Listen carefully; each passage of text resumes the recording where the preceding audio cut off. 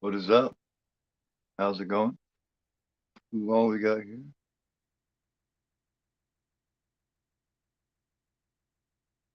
We well, two little eye things, so that means there's four eyes happening out here.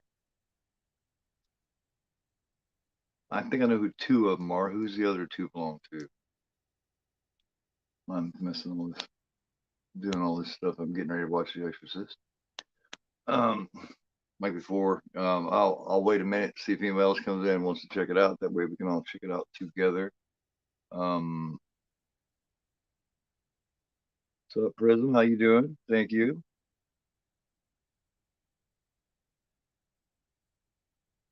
Hello, Drake. How are you doing, son? How are you? Do you want to join? Do you want to join and commentate this with me? You want to do this show together? We haven't done a show together in a long time, man. This is The Exorcist.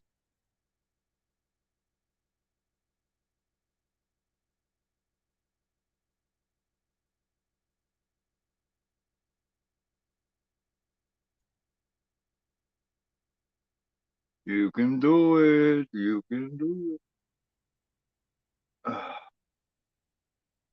Because I know you have a copy of The Exorcist, and if you don't, all you gotta do is go to my watch list, and it's on there. It's also on HBO Max. You don't have a copy? Well, then go to my. Can you go to my watch list on like your YouTube on your TV, or do you guys have? I mean,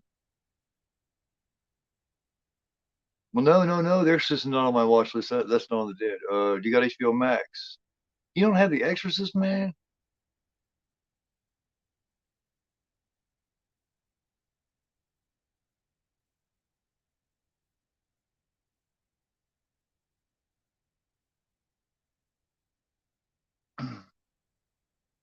Then you'll let me know, man. You don't have a copy of The Exorcist? Bullshit, man. You have the DVD of the version you've never seen. Whatever, man. What's up, Cyril? How you doing? Yeah, you watch it on Max. I'm playing the it's like a 4 disc Blu-ray set. Um, it's at the other house, and you guys don't have Mac. All right, man. I can see when I I can tell when you don't want to do a watch party with me. That's fine. Thanks for coming through anyway. Everybody, please give me a like and ring the bell and all that bullshit. Leave a comment afterwards and all that good stuff. Anybody that's got theirs ready, give me the thumbs up and let me know, and we'll start checking this out. By the way, um, this is gonna be the director's cut, which is the same thing as the version you've never seen. However, there's just a couple little remember little symbols on the wall like in her bedroom and everything. That's the only difference between the version you've never seen and the extended director's cut. So the extended director's cut is what we're doing right now. And there's my niece Val. She's in the chat. Thanks for stopping through. She's got to work tomorrow, but appreciate you coming through. I have a copy of that and put a ban on getting movies for a while. You put a ban on getting movies. Why'd you do that, man? Are you not a physical media collector, Echo? As you can tell, I put a ban on mine too. I banned myself from not getting them. Yeah, well, why'd you put a ban on it for? Man, this is a physical media platform. Yeah, like I said, I put a ban on myself too. I banned myself to never stop getting them. I'm banned from quitting. But HBO Max will work. That's cool. I understand. Backlog of DB. So do I, dude. I got like I think I'm looking at about 5,000 altogether, 4 or 5,000. It's completely ridiculous. I just slow myself down because you're talking of just the Suspiria, man. I got like 10 copies. Halloween, I got like 10. I got like Zombie, got several. Dawn of the Dead, I mean, like 8 or 9 altogether there. So, yeah. Anybody wants to watch this with me? We're gonna watch this. I'm gonna take this one on my own. So it's gonna be a one-man commentary, one man talking. Hopefully, tell you a few things maybe you don't know. So, who all's ready to start this? Hey, Larry, it's been a long time. I haven't seen you in a minute. Um, if you got your director's cut slash version you never seen ready, get that going. Everybody, let me know. Like I said, give me a thumbs up when you're ready to start. I'll count 3, 2, 1, and we'll all start checking it out. Like I said, maybe we can tell each other stuff we don't know. Next week, it'll be me and well, John Steele and I back together at the same time next week, next Tuesday. We may start a little earlier, maybe 10, and we're gonna be doing a Clockwork Orange. Prism's ready. There we go. Yeah, next week, Clockwork Orange, Stanley Kubrick's visceral apocalyptic, well, what is it, post-apocalyptic, whatever you call it, man. Like what,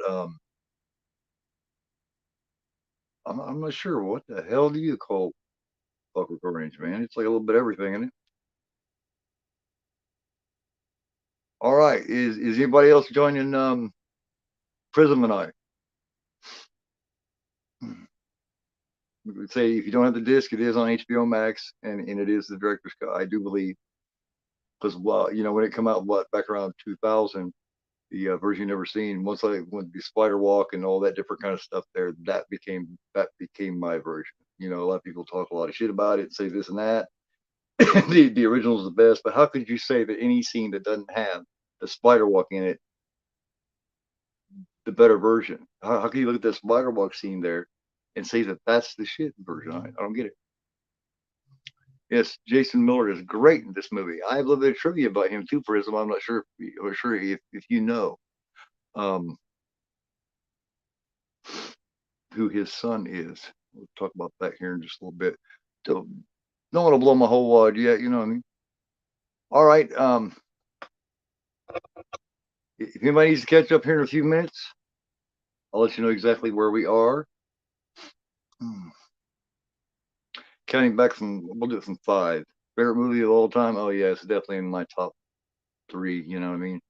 All right, we do 5, 4. Okay, yeah. Yeah, sure, yeah. And post apocalyptic as well, kind of, you know what I mean? Okay, 5, 4, 3, 2, 1.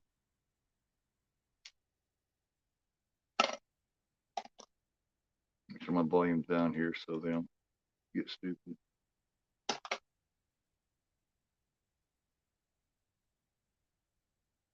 Yeah, yeah, man. It's a hint, horror, humor, all kinds of stuff. Very naughty boy you've been indeed, Alex. Yeah.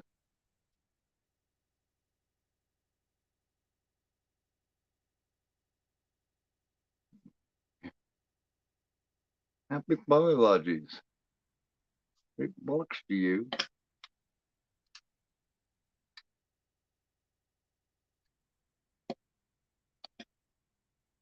Um, it's been our first time doing this right out here. Somebody else talking back at me here, so um, yeah, I'll say I'll catch you here later. Love you. Love you too.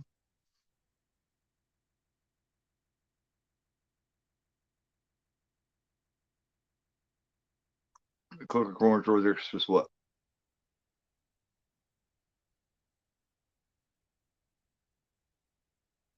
I'm doing The Exorcist right now. Clockwork. I'm doing with John Steele next Tuesday, and also next week I think I'm gonna start my um forgotten horror classics. You know what I mean? Ones that I've got on a list. I'll read through a part of that list here in a little bit. Which is better? The Exorcist. Yeah, yeah. The Exorcist has to be, man. Oh, we got somebody. Hey, we got somebody. Hold on just a minute. Somebody's infiltrating. Oh, cool. You've been infiltrated. What's going What's up, on, dude? man? How you doing, man? Oh, pretty good. Thought I was going to have to create this commentary all by myself. I was prepared, but hey, be more than happy to share it, man. Yeah, I'm not sure how long I'm gonna last. I think I might have COVID, dude, but I'm here for a bit. That's for sure. Cool. I appreciate that. Yeah, my fiance and I just got over COVID like a couple weeks ago. Um, and I had both the shots and everything, so I kind of scooted through it relatively easily. But she didn't have any vaccine, so she was sick. Yeah, I got it before and it was, I think, not super terrible, but like I just got like so exhausted, for like 2 days. I just didn't do shit, It's kind My of how. my my my throat messed with me, and my stomach cramped real bad. They say it's kind of different for everybody, so especially I can't even imagine how Gretchen, my fiance, was feeling because she hadn't had any vaccine at all. I said, why the hell? See, because all that went down before she and I got together. So if she'd been with me, I'd have been nagging the hell out of her to get it. Yeah.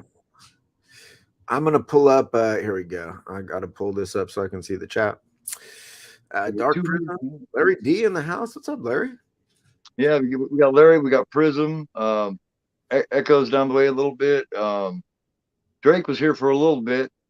He's too good to get on and he's too good to get on and watch party with his dad anymore. So What better than what? Better than The Exorcist, Clockwork Orange? yep, Prism chooses Clockwork over Exorcist. I mean, don't get me wrong, I love Clockwork, but I think I got to take Exorcist, man. That's a tough one. Exorcist obviously is. I mean, it's a great film. Oh yeah, Uh, but Clockwork's is an experience, kind of like The Shining. Kubrick's movies are an experience. You know what I yeah, mean? I It's mean, I think for me personally, I might go Clockwork too.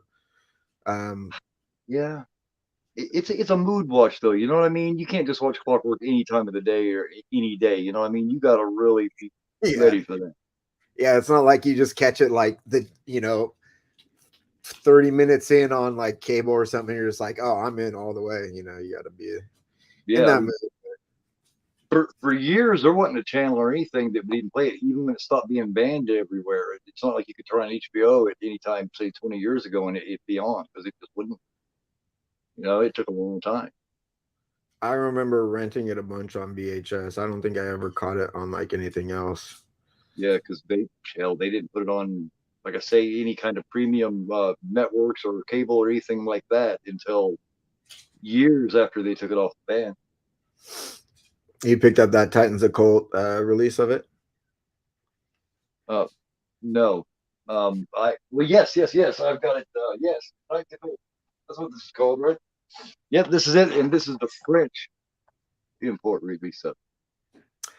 For some reason, like the Italian releases for Titans Occult are a lot cheaper than they are of every other country. So, pro tip: I don't think anything is different except for possibly the Jake. You're like, I don't think anything's different. I think it's all the same, but Yeah, cheaper.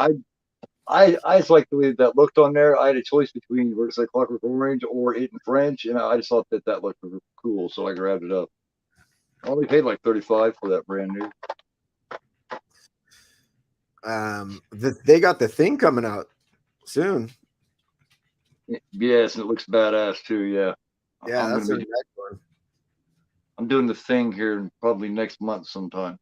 Nice. Like I said, next week it's gonna be me and John Steele on Clockwork. The week after that, I think I'm not sure it's gonna be me and me and Nightwatch Zone are going to finish off or George Romero zombie trilogy. We're going to do Day of the Dead.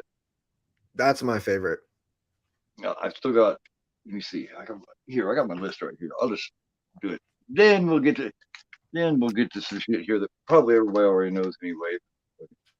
Which Um, Which cut of The Exorcist are we watching?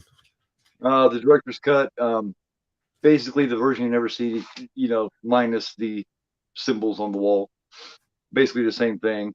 You just don't have the symbols on the wall in the director's cut. Let's see. Well, that's the one I put in, the extended director's cut. Yeah, that's the one I got. Yeah, but I hope that's the same one they're playing on Mac. Wait, well, are you streaming it? No, I'm watching mine off of Blu-ray. Okay, yeah. I always have to. I always got to go physical media when I do the watch party. I just have to. I don't know. Because it's not like anything that I'm gonna do I don't already own anyway. You know what I mean? I'm definitely not gonna be picking anything I don't have. Shit. Yeah. First, I wanted to start this. I wanted to start a watch party. Forgotten horror classics with shit like The Unseen and Humongous and oh man, Living Dead at Manchester Morgue, movies like that. You know what I mean? Things that just don't get as much love and aren't talked about as much.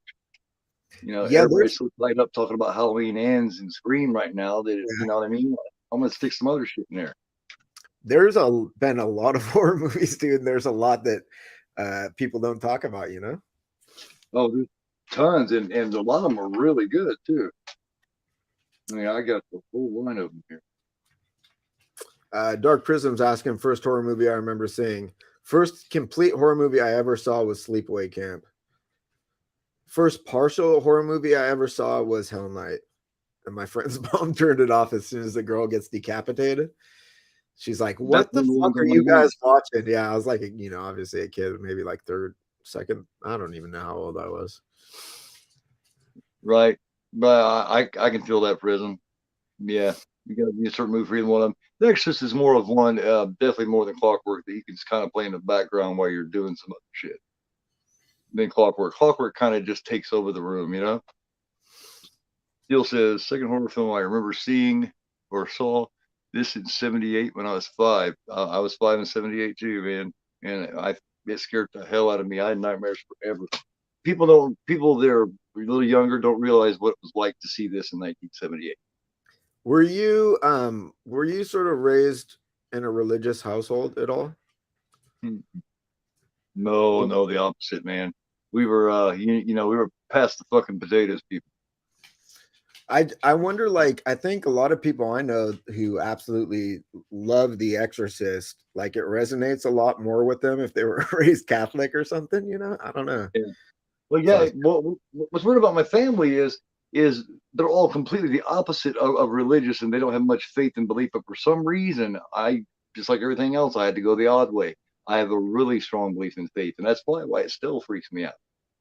yeah, It still scares me because I mean, I can't help it. When I watch something or I'm into something, I really like it. I can't help but to put myself in that place. And you put sure. yourself in the exorcist place, and that's a bad place. There's my I niece. I don't know if you know my niece, Ben, Valerie, I but don't think I do. she and I were tormented. She's my niece, but she's only like 16 months younger. She's a daughter of my oldest brother, which was 17 years older than me. So we were privy to the same type of abuse with all these great horror movies when we were about the same age. I've Yeah, still never seen Exorcist 2. yeah, I I skipped right over the Heretic and went right for Exorcist 3. right, right.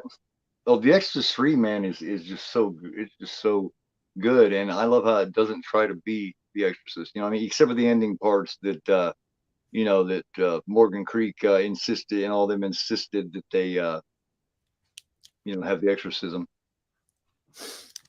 Telling up lies to that game. Saw The Exorcist with my grandmother when I was 5. Hell yeah, that's the same way I was, man. I was watching it with my family. You know, except my grandmother was terrified because of all the movies I watched. She swore I was going to grow up to be a serial killer because of all these movies I watched. Dude, people don't understand. Like, people think that us horror weirdos are like really sick and twisted, but like all the horror weirdos I know are like the nicest people, you know. It's just a weird thing. It's true. Some of the most gentle. I mean, anybody that watches a horror movie and then goes out and slaughters a bunch of people afterwards, they're the ones with the problem, not the movie or the community. You know what I mean? Right. It's they got to screw loose anyway. Oh, speaking of which, fun fact: Jeffrey Dahmer's favorite movie, Exorcist 3. Would literally put him into a trance, into a chant. The one guy that survived is still traumatized. Every time that dude talks about it, I can't remember his name, but it brings him to tears when he has memory flashbacks of it. Crazy. Yeah, Yeah, I was talking. I remember who mentioned it, but they mentioned Jason Miller, and uh, and I had something that tied in with Jason Miller, who his son is, which is Michael from Lost Boys. hmm. That is Jason Miller's son. His last name Jason. Damn it, what's his last name? This always happens when I'm on here talking about this shit. I always forget. Pat, fuck, Jason Patrick. Patrick. Yeah, Yeah, Patrick. I believe his actual name is actually Jason Patrick Miller. Huh. And he almost died. He was real little and was making, and he almost died. He was almost an Exorcist casualty as well. But yes, that's something a lot of people don't know. I'm actually surprised a lot of people don't know that. But yes, that's because you see the big difference here. The one Jason Miller wasn't exactly the prettiest guy in the world. Yet you got Jason Patrick as a young man was real pretty. You know what I mean? So obviously, mom must have been attractive. Kind of like Seven or Liv Tyler and Steven Tyler.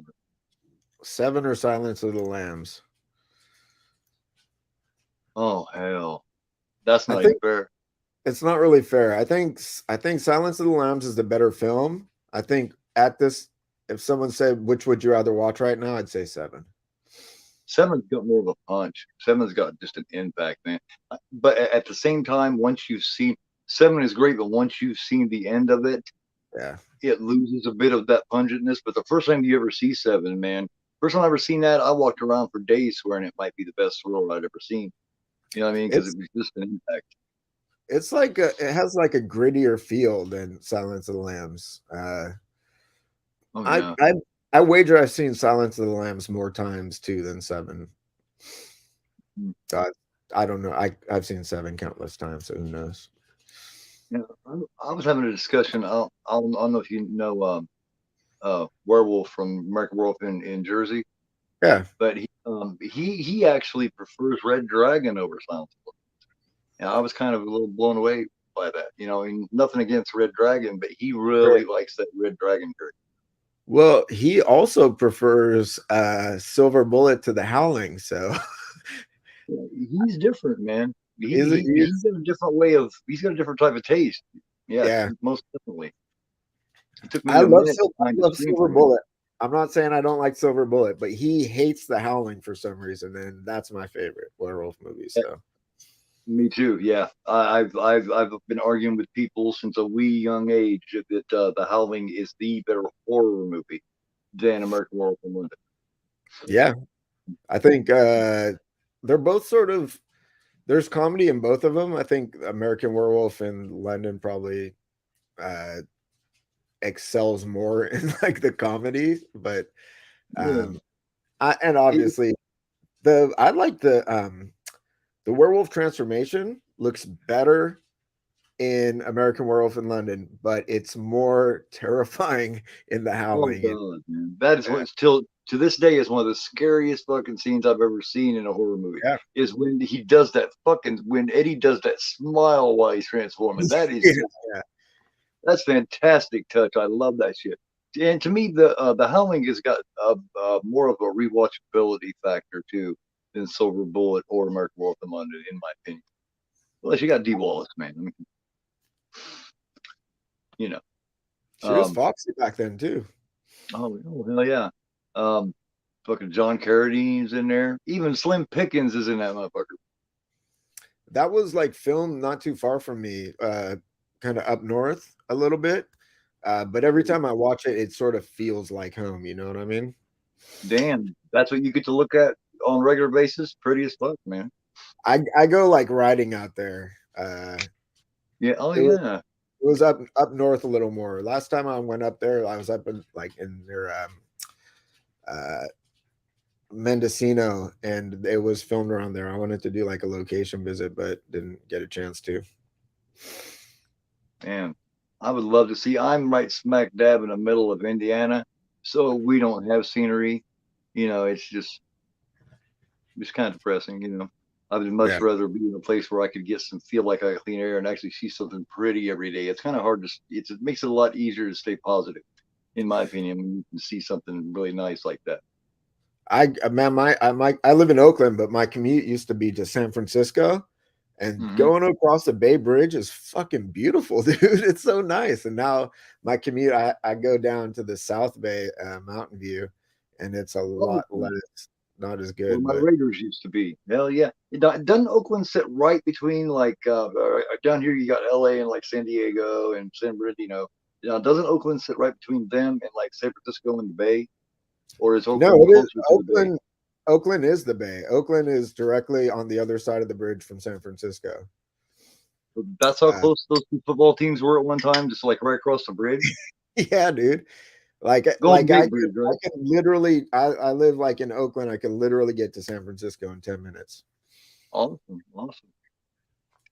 What San Francisco always reminds me of is Dirty Harry. I love Dirty Harry, man. I'm a big Yeah. Eastwood fan, so you can't have one without the other when it comes to Dirty Harry. That's gonna be a sad day. That's gonna be painful when Clint Eastwood Dude, he's pretty old too, you know? dies. Yeah, he There's was like born in 1921 or something. there's like all these fixtures of our sort of growing up that are I know. gonna start passing away. It's gonna be a real big bummer, man. A couple of days ago, I fucked up and got on there and started messaging Knight and Eric and everybody and telling them Chuck Norris had died because somebody put it on there 3 or 4 days ago, and I had just seen it said Chuck Norris has passed away, and I was like, oh my god! And I messaged them and everything, and couldn't find out it was bullshit. It's just the guy that put it on there really believed it because he had me convinced. I just didn't know why I hadn't heard it, but I was like, hey, he must be right. I'll be damned. I guess Keith still got something to learn about YouTube, huh? It's amazing like how connected we are now. Like you never used to hear like now anyone dies, like just random like stranger number five, you know, in like some like TV show dies and they're like, oh, that fucker died. And you're like, oh. Yeah, and right beside it is where it said um, Jimmy Walker had died, but Jimmy Walker really did die. Did he JJ, die but to recently? me, yeah, like yesterday or the day before, Jimmy Oh, Walker no did. shit.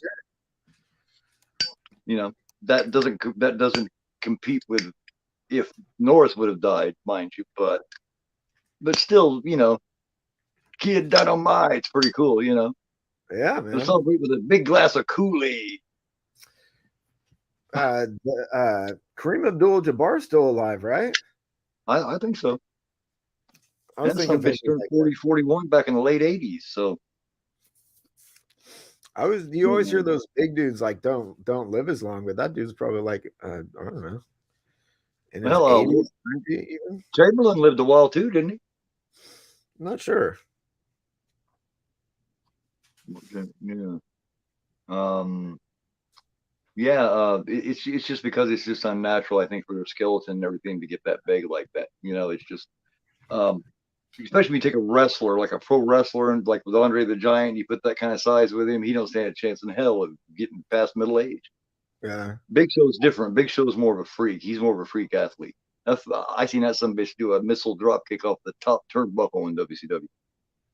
A lot of those wrestling dudes die early. A lot of the old school wrestling dudes die early. I think it has to do with maybe some steroid use and shit.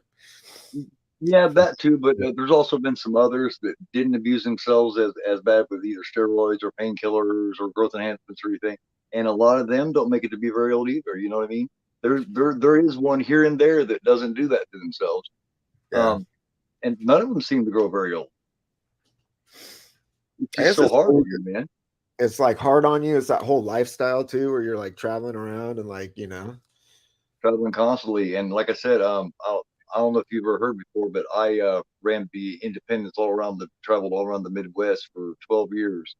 From let me see, 98 to 2010, I was a independent professional wrestler, Oh and yeah. just I got over 500 matches, and just that amount. I mean, all my joint I had arthritis from head to toe. So I can imagine doing it 320 days a year. Do you know Bones and the Necro Zoo? Bones, yeah. Um, he's the only wrestler I know, but this is one of his shirts. New Era Wrestling, I think, is what his Okay. league was. Yeah, I started an independent federation called the EWF out of Marion, Indiana, and that's the first one that I started with. And then I also worked for um, uh, Dick the Bruiser Jr. out of Indianapolis, and yeah, I traveled around, did a lot, did a couple of shows at IU. Um, Went down and had a chance, almost worked for there at Ohio Valley Wrestling because we went there to check it out. It's when Jim Cornette was running it. You know, the at that time it was a WWF developmental. Almost got to work. The Big Show was there. Mark Henry was there. Almost got to work with them motherfuckers. If they'd have been short on anybody, my ass would have been in there. But hell, I ended up working a tag team match with my ex tag team partner Gutter. We were Gutter and Ruin. We were the Gutter Punks. My wrestling name was Ruin, Nice. and it's when I was young. And you have somewhere to if you took Stone Cold and didn't put the makeup on him, and instead put the black and the leather and all that kind of shit. You know, you take like Hulk without the makeup, bold like Stone Cold, mix them together and have a baby. You'd have Ruin. Um, but we worked a tag team match for the belts against the Bushwhackers were coming through one night, and I met several of them. I also worked a four-way fatal against a guy named Bob, the Big Cheese, me, and Jake the Snake Roberts. Um, so yeah, I mean Jake was Those like locked up at the time, but it's still Jake. those dudes, because I'm not a big wrestling dude. Like I haven't kept up with wrestling. I loved it when I was a kid though, and when I was a kid, that's Jake the Snake was big, and I mean he's legendary, right? So like that era is all the people sort of like I know. I don't know the current. I know who the Big Show is, but Yeah, that was weird being in the ring with Jake, man. Jake, he said something that I really didn't understand to begin with. We was figuring out the match. We started over the match before we went out. And he said, "You hit me once, and I'll sell it. But if you hit me twice in a row, I won't sell you." And I was still so green. I was green as a piece of grass at this time. I'd only been in there a couple of years. I didn't know what the hell he meant by that. I punched him once, and he sold the hell out of it. I went and I punched him another time, and he looked at me like, you know what I mean?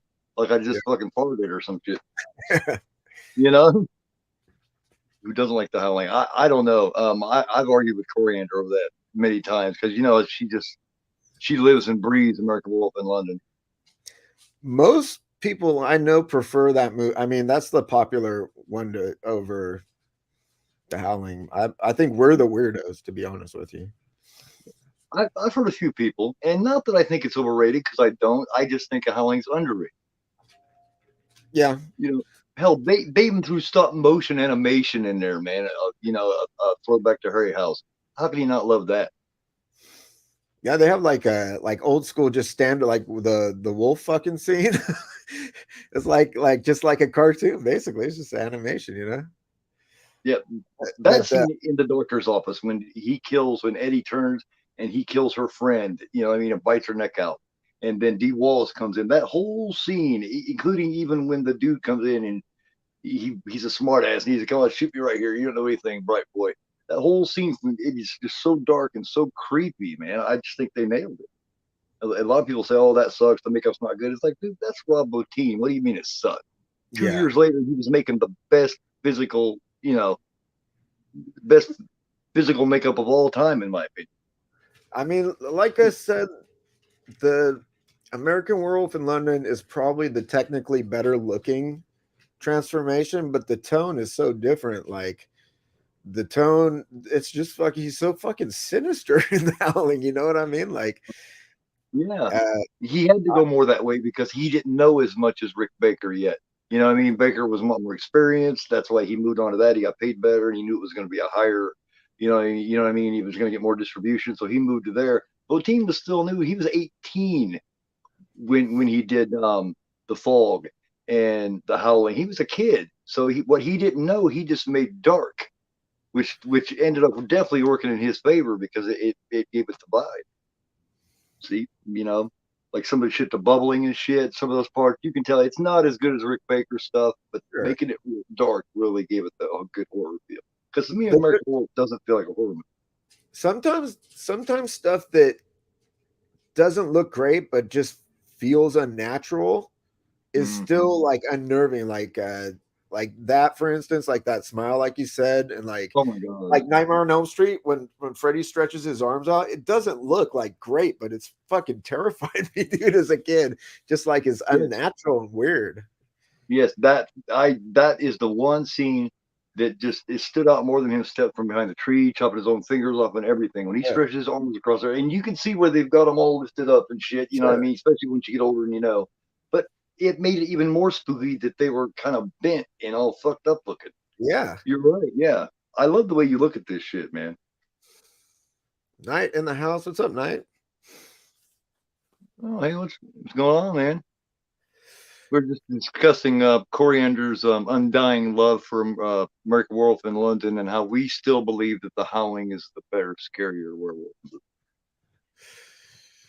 Good night, Val. I love American Werewolf in London. Did you get that turbine Oh yeah. set, by the way? Um, no, I've still got the Arrow Limited Edition Blu-ray. I haven't even upgraded to 4K on it yet. I did get the Turbine Chainsaw Massacre though. Nice. I Which cover? insist. Which cover? Shit, I don't even remember. I don't remember which one it is. D maybe. Oh yeah, nice. But I had to get it. You had to, man. You had to. You know, that's Chainsaw. That's my fave. When are they ever going to bring? Speaking of The Exorcist, when is it ever going to be 4K? I want to say Cinemuseum did like I think they're bringing it out in 4K. I tried to do the pre-order and got fucking ganked, dude. Like it was sold out like within seconds, and I was like, Yeah, God. you were telling me about that. Yeah, I do believe. Yeah, I didn't So even that know it was was out. I had no idea there was even a pre-order.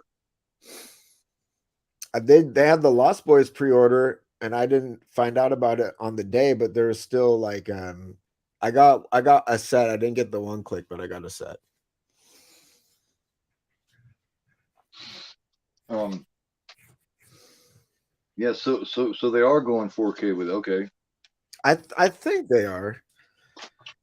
they have to, don't they? I mean, You'd one way think. or another.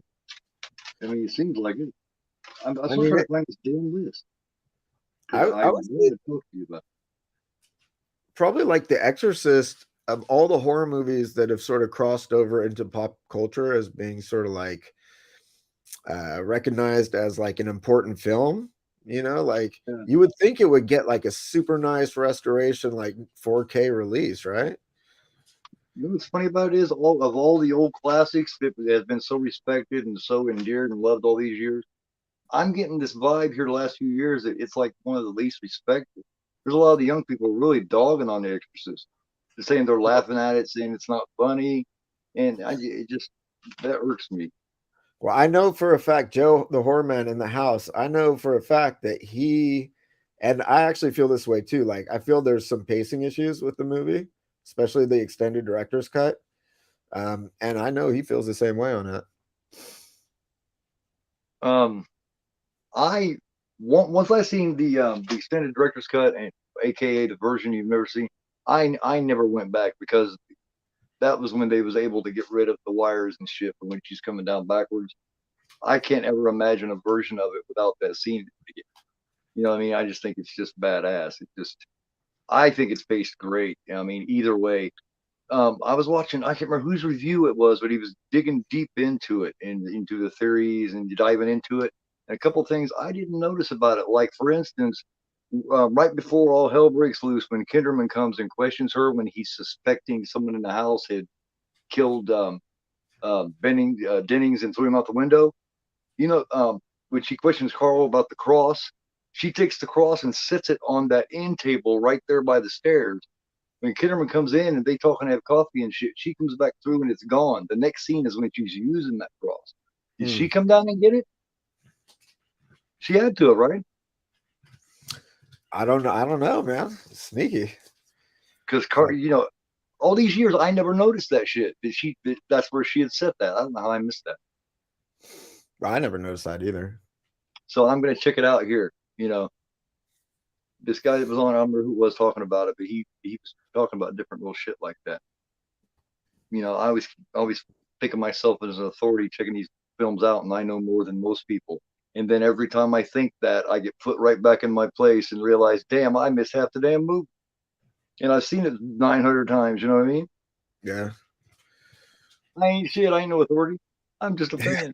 There's always someone who knows a little bit more than you, you know? Always, it's a curse.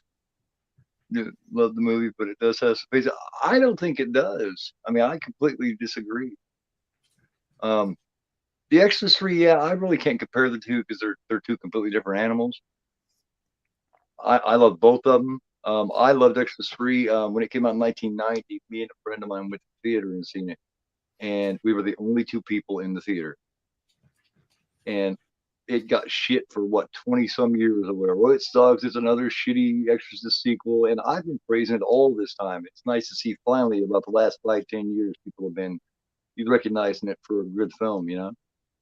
I feel like a lot of movies have like go through that where like they get shit upon for like decades and then all of a sudden they're like widely loved by one and all. Halloween 3, same Yeah. thing. Um, Sleepaway 2 and 3. But Sleepaway Camp 2 is by far the funnest, man. I mean, I can't get small off my face in that fucking movie. Pamela Springsteen is a riot. Part two is probably the funnest. Part one's my favorite. I mean, like that was my introduction into It's the horror. best made movie, and it's got that great ending. And Yeah, it's by far got the best Angela, but Pamela Springsteen makes such a fun Angela. I mean, she's batshit all over the place, man. yeah. She's. I mean, it's a lot goofier. But the Yeah, talk about we were talking about sort of the unnatural stuff, like the ending there, like her frozen, like and that sound design is just like, I mean, who cares if that she's a chick with a dick or whatever? Like, that's not the scary yeah. part, right? It's the execution that makes it just feel unnerving as fuck. The noise and the look on her face. She's like, yeah, in that frozen fucking mouth wide open shit, and Yeah, just kind of looking at the side, man. It's like, what are you looking at? exactly. And I mean, it's fucking. It's It somewhere made between quite a an moan impression and a on me. hiss. What'd you say? You know? It's somewhere between a moan and a hiss, that noise she's making. I'm not sure what it is, but she has completely flipped out at that point. It's over. Yeah. She's taking the boy's head off and everything, playing with it and shit while she's sitting there, petting it like a kitty cat. Legion cut, yes, the Legion cut. It's too bad that they didn't get to put it together like they should have been able to, because Brad Dorff outdid himself. He's always good, but at that time he wasn't really well known of yet. They had just done the first Child's Play or so, and he was basically just a voice. No one had realized that you could put a face with it yet. I mean, he must have gotten like a lot of praise for One Flew Over the Cuckoo's Nest, right? I don't remember when that first came out, but That's he was right. great. That's right. That was like 76, 77. That's right. He was in that. Damn, he's a young little skinny punk kid. Yeah, Yeah, and Nurse Ratchet torments him on a regular basis. yeah. I mean, he pulled that off with the stutter and everything. I forgot he was in that. Yep. So he's always been kicking ass. That's a hell of a cast in that movie, man. Yeah, You dude. got Vito, you got Christopher Danny Lloyd, DeVito. you got Yeah, Dora. Yeah. Oh my God. Several people that if you just look at it, you're like, oh, it's that guy. Oh, and it's that guy. Oh, and it's him too. Yeah. Because I hadn't seen it for like 15, 20 years last time I seen it a couple of years ago. And it was like seeing it for the first time all over again. And I realized all these different people that I didn't know who in the hell they were back when I seen it way back in the day. Eric saying Dorff was nominated for an Oscar for that. I mean, he was great. Awesome, yeah. I Um, wouldn't be surprised. if you remember, Scatman Crothers is in that too. Remember, he's the night janitor slash security guy. Scatman Crothers is fucking awesome. Me and Steele were talking about that watching The Shining last week. And Hong Kong Fooey and all that shit. Speaking of Steele, there he is. Yeah, that Looping was his name, Martini right? Red. Wasn't it? Wasn't his name Martini in that? I don't remember. It's been. I can't remember the last time I saw One Flew Over the Cuckoo's Nest. Probably been 20 years, maybe. Yeah, I think it's fucked up. It's funny. It really is a product of its time. Toward the end of that time, where they would, if you was a problem, or if even if you wasn't crazy, if you used a mental place like that to keep from having to go to jail, and you went in there and act like you was crazy, and you went against their rules and shit, they would lobotomize you, and you would be crazy. You know what I mean? They used to do some crazy ass. I mean, we got a It's shit sorted like that path that's with so. dealing with that our issues. Yeah, but I forgot. I wasn't that Nicholson's first Oscar too. I'm not sure. I mean, yeah, that's quite a cast, man. Oh hell yeah! Did you see there was like a Nurse Ratchet series or movie or something? I didn't see it. Uh-uh. Uh, but it was like a maybe a It's, prequel or something. it's like Steele mentioned something about that last week too. Didn't you say something about that last week, John? Seemed like he had mentioned that. I see. What's weird is I seen what do you call those petals in the wind, flowers in the attic. I seen her as the mom and the grandma before I ever seen Cuckoo's Nest. So so the second she popped out there as Nurse Ratchet, I had already heard of her reputation, Nurse Ratchet. So when I seen who was playing her, and it was the same one that played the bitch mom and grandma from Flowers in the Attic, I was like, oh hell, no wonder she gets such praise playing Ratchet. If it's that evil bitch, Let me Google this real quick. Fletcher Grand. Yeah. When I was talking to Jersey, I gave him my opinion on the Exorcist and what it's really about. Now the underline is it is about the mystery of faith. In my opinion, it's not Reagan's story, it's not Chris McNeil's story, it's not Father Marin's story, it's Father Karras's story. That's my opinion. It's about him, and Jersey found that to be profound. He thought and he was like, yeah, he's like, in a way, you're right. I mean, because look at it, the whole arc is about him and what he's going through. The demon attacks him. It's all directed toward Karras, man. In my opinion. I mean, we all can have our own, thoughts about it, but to me, it is. Um. Yeah, it was called Ratchet. It was just called Ratchet, and it was premiered September 18th, 2020. Did it do good or? Yeah, it looks like it got a lot of praise, but I'm not sure if it was just one season. Must have been number of seasons, 8 episodes. Sarah Paulson played Nurse Ratched. Damn. Eric said he wasn't a fan. I didn't see it, but I don't even remember. Was it Netflix? Oh, it was Yes. developed by Ryan Murphy. He did American Horror Story, right? Did he? Maybe. No. What? Yeah. Or did Yeah. he do not the slasher thing, or did he do the one where it was 1980 or what was that one show they did, and it was like it wasn't the slasher show, was it, where they did the different shit, the different seasons, and it was about all different times of the 80s or whatever. What was that? Well, American Horror Story it's like an anthology show, so every season is new, and they did do an 80s one. Mm-hmm. But he developed it, and Sarah Paulson was like a regular on that show throughout the different seasons, playing sort of different characters. So I guess it sort of has that same lineage, looks like. Yeah, yeah, yeah.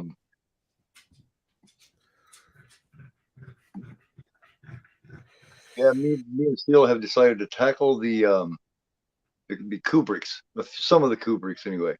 They're interesting watches. Just like when I hooked up with Jersey, I knew I was going to have to bring something a little different. I wasn't going to be able to bring Friday 13th to Jersey and actually have a conversation. I knew that wasn't going to happen because he Yeah. hates that kind of stuff. So that's when we did the iconic films of Brian De Palma. I knew as soon as I brought up De Palma that he'd be into that, and I love De Palma. And we had a hell of a conversation. If you never seen it, you know, check it out. We did a little countdown of it, like the top 5 or whatever, and both of our number ones ended up being Carrie, of course. I have a stream coming up with him on Sunday, I think, on David's Horrors channel. We're going to be talking about that movie, The Wretched. I haven't Which seen that yet.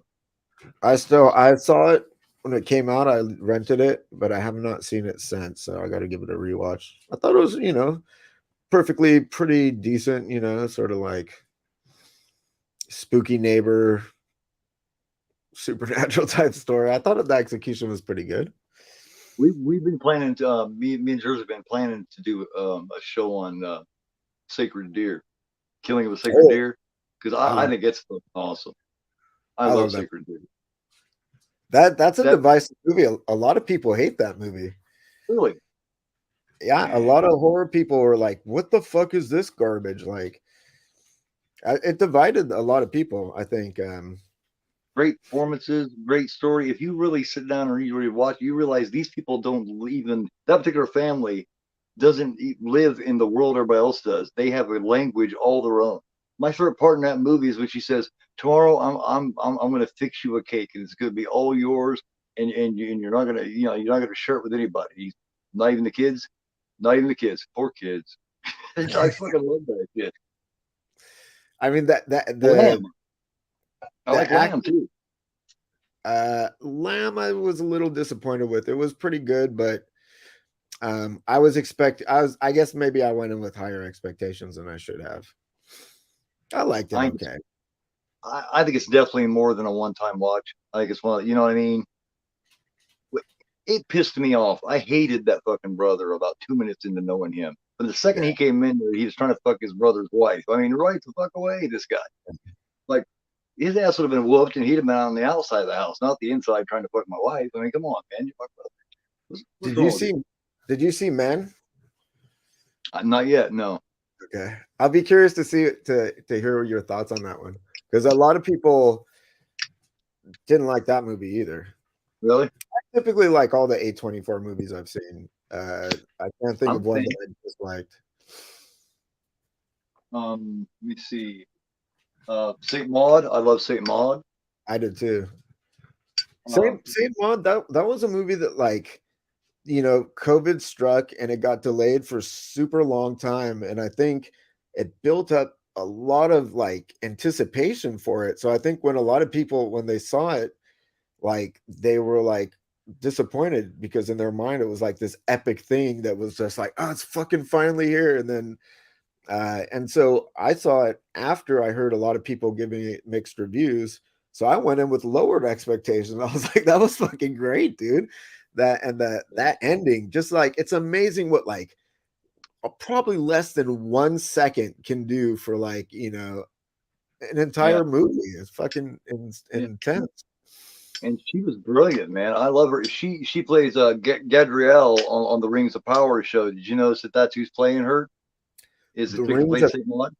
She's playing the young Gadriel that what's her name played in Lord of the Rings. I have not seen this show you're talking about. It's Rings of Power, and what it is, it's back where Mordo and all them, when they first forged the rings and all that kind of stuff, when he's first coming back into shit, and the main evil's coming back, and it's when Gandriel and what's his name that play the dark-haired, long-haired one that also played Red Skull. Can't remember his fucking name, but anyway, it's when they were young. I can't believe you haven't heard of that. It's it's on Prime. It's on Paramount Plus or something, I think. Well, I don't have the Paramount Plus. I do have Prime. Dude, I saw Prime was developing a live action Blade Runner show. Really? Yeah, which it could either suck, but I love that movie. So I love both of the movies. The first one more. Do you like the new Game of Thrones show, House of Dragon? I haven't started watching it yet. Really? Oh. I haven't heard too much about it. I did this, like, this is sort of what I do with the Game of Thrones too. When that used to be on, I'd like couldn't help myself. I'd watch the first episode and then I'd wait for it to stack up and just binge the fuck out of it, you know? Yeah, I didn't see it at all when any of them was brand new. The whole 8 seasons, I did not see one episode of that show. I'd heard of it, didn't watch it until after it'd been gone for 2 or 3 years. And this past summer, me and my 15-year-old fucking binged that all summer and watched all 8 seasons. Oh yeah, dude. That show's I like great. 7 and 8. I like 7 and 8. A lot of people gave it shit, but I thought it went all right. Of course, it wasn't his story, but he wasn't finished with his story, so they kind of had to do something, you know. I thought it's so tricky. It's such a sprawling story with so many different facets that there's no way you can conclude it and please Shit. everyone. But the Holy problem shit. is that they concluded it and pleased like almost no one. Uh, I thought parts of it were okay, but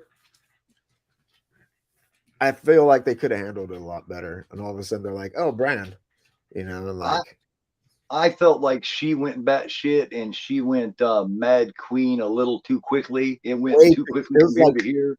like 2 or 3 episodes, right? Like all of a sudden she's like Mad Queen, like Yeah, uh it was too quick. There was not, I mean, they should have started that a season before or something, right? I mean, yeah, they had to, and also Arya killing the the Winter King. yeah, Her being able to kill him besides Jon Snow, that pissed people off too. I just think that they come to a point where they just had. I think HBO gave them a lot of pressure. I think they just had to kind of shove it all in together and just put out what they had because you know how yeah. HBO is.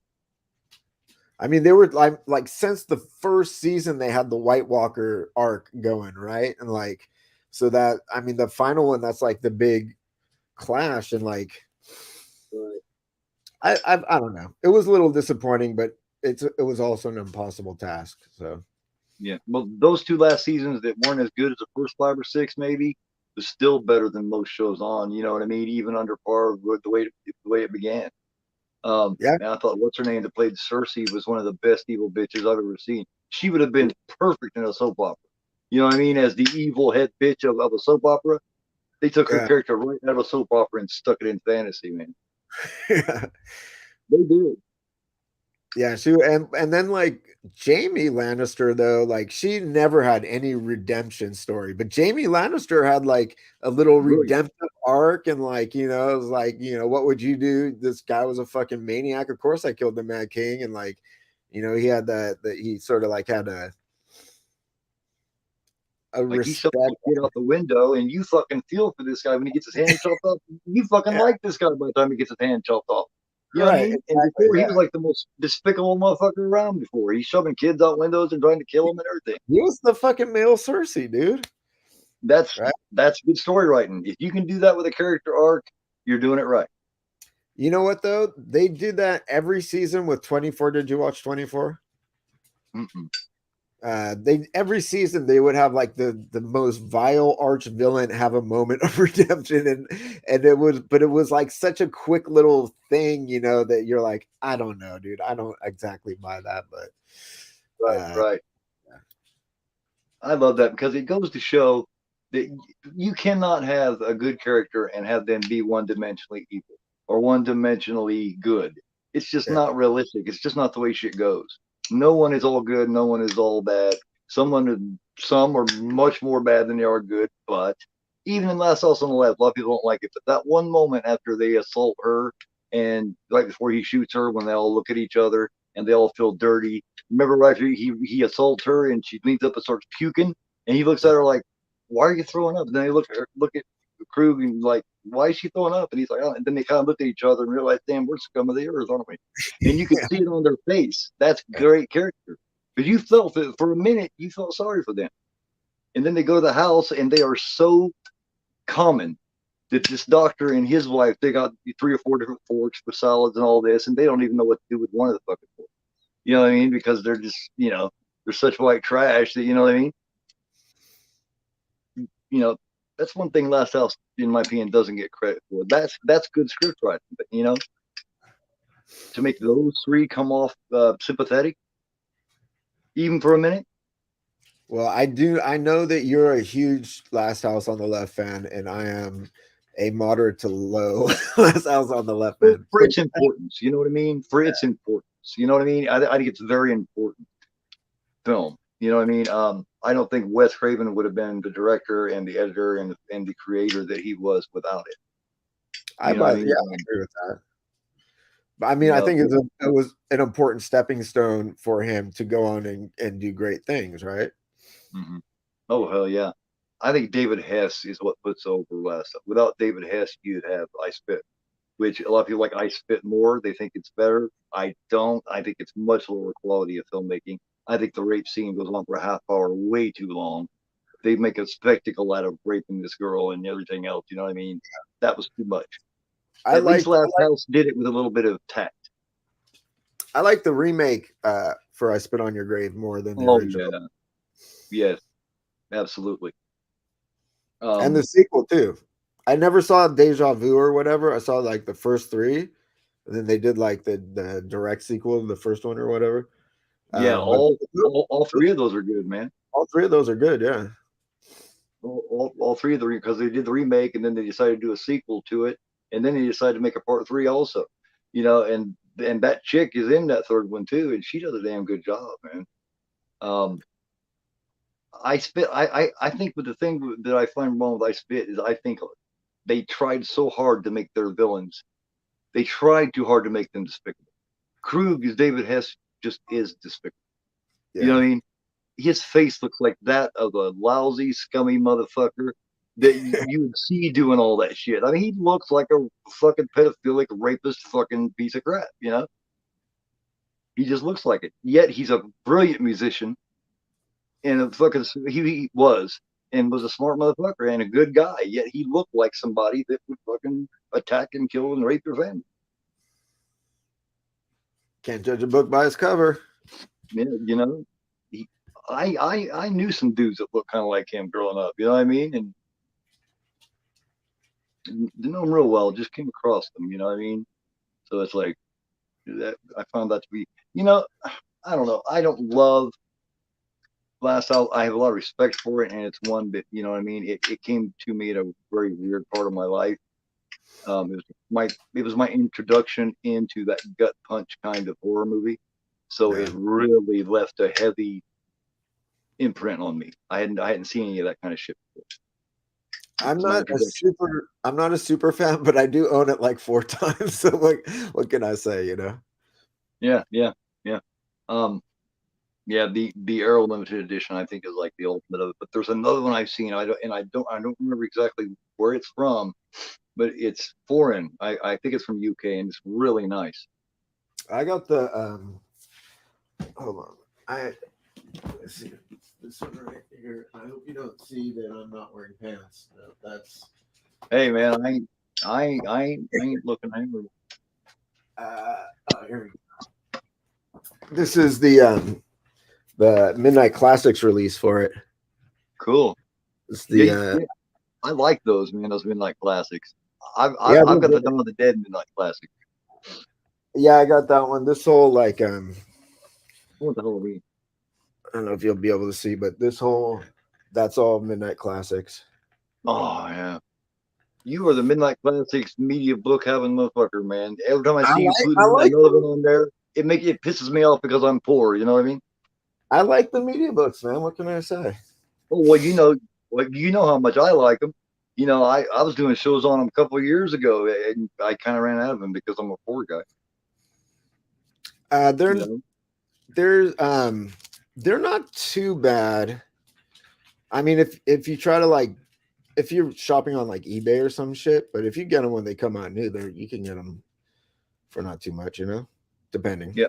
I'm just always late to those ones right there, man. You know, when what happened to me what about almost exactly a year ago. It changed my life. Money wise, it changed my life. Everything. I had to completely change my life around. I mean, I'm not sure if you know exactly what I mean, but it put me in a lot different place collecting wise because now I just have my money and it's Yeah, not a lot. So I have to, which in a way was kind of good. I had gotten to a point where I was collecting so much and I got everything that I wanted to a point to where I just get 5 or 10 of them at once and I was just able to set them aside. I wasn't even excited about it anymore. So yeah, now I've actually been able to get my love for collecting. And when I do get something really cool and nice like that turbine chainsaw, I was Yeah. so jacked over that, man, because I didn't get to pre-order on it because it only lasted about 10 minutes, I guess. Um, so I had to buy it secondhand, which was fun. Sometimes like you can get sometimes like the thrill of the hunt and getting a good deal is worth missing out on that initial thing. But I'm also like I like to get them when they come out, you know. Right. It's Oh just yeah. Oh, it's always nice. Yeah. Oh hell because yeah. I I get definitely. frustrated when like I go to get it and it's gone and some dude fucking on eBay selling it for like $10,000. I'm like, fuck you, you piece of shit. You know, like Yeah. What that's entertains just me is the second sites. They will oh, have them on eBay already when they're still in stock and second sight, and you can still get them off even Amazon. They'll have them for 60 or $70 for a limited edition, when you can still get it for 30 or 40 off one of them. And it's it's weird, yeah. I tell everybody, check around other places first before you go secondhand. You You know, can buy directly from Second Sight on their website, dude. hell, Like they still got paranormal activity. yeah. I think they probably have a bunch of them. They did sell out of that drive one, I remember. Or no, they sold out, but then they restocked it somehow, and I got it on the restock, so that was cool. There's a couple of those I missed, which really irked me. I can't remember exactly, but there's a couple of them that I really oh, Changeling. I wanted that. To me, that's like the ultimate Changeling until they do this 4K anyway. But that second That's sight Changeling is beautiful. that's the one I'm missing too. That was an early release of theirs, and I'm missing that one too. It's like $90 on eBay. Yeah. Yeah. I have Um, almost every other horror release they've done in a limited edition. I pretty much only collect horror at this point because you gotta limit yourself somewhere or you'll just run out of room, right? right. I finally got my hands at a decent price on the Eureka limited edition of Cujo. I got that Oh, about 6 7 months ago. I was so happy to get a hold of it. I don't think I have any Eureka limited edition sets. I think I have like maybe only a few Eureka releases. They're nice, man. I got that, and I also got Old Dark House. Shit. Mothra. Ooh, nice. It's a really nice one too, man. It's beautiful, and a couple of others. The Old Dark House, I was really happy to get my hands on that. I love that. Karloff, that's what he was relegated to by the time Old Dark House came out.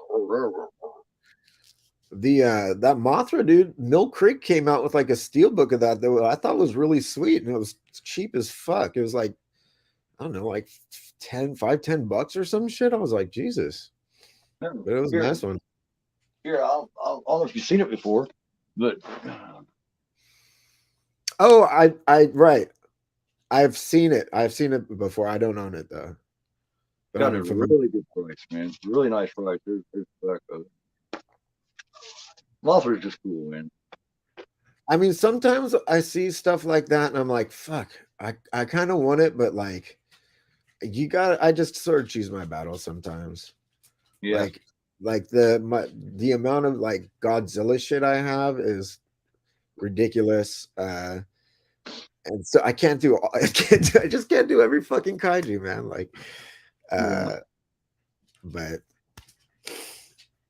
Um, yeah, I was raised on, Godzilla and all the, I mean, that's the one disappointment about their Criterion, is one of the things we find the most cherishing and the most charming about Godzilla is those stupid dubs.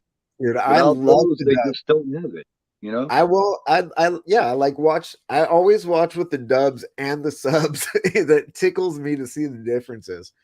It's the only Uh one that ever got away with that kind of a dub. The Godzillas are. They're the only ones that really got away with that shit. And they're not and my right without. and my favorite are like all the Heisei and beyond dubs. Like by the time you get into the 80s, like those dubs are just pure gold. And I'm hoping that Criterion will do like a whole Heisei set, you know, that like they did Mhm. with the Showa set. But because that's my shit. Heisei, that's my favorite. But yeah, dude, I love those Godzilla dubs. They're the best. The goofy voice acting, like some, like House by the Cemetery. I love That's my favorite Fulci movie. And You're right. like Bob is annoying is all fuck.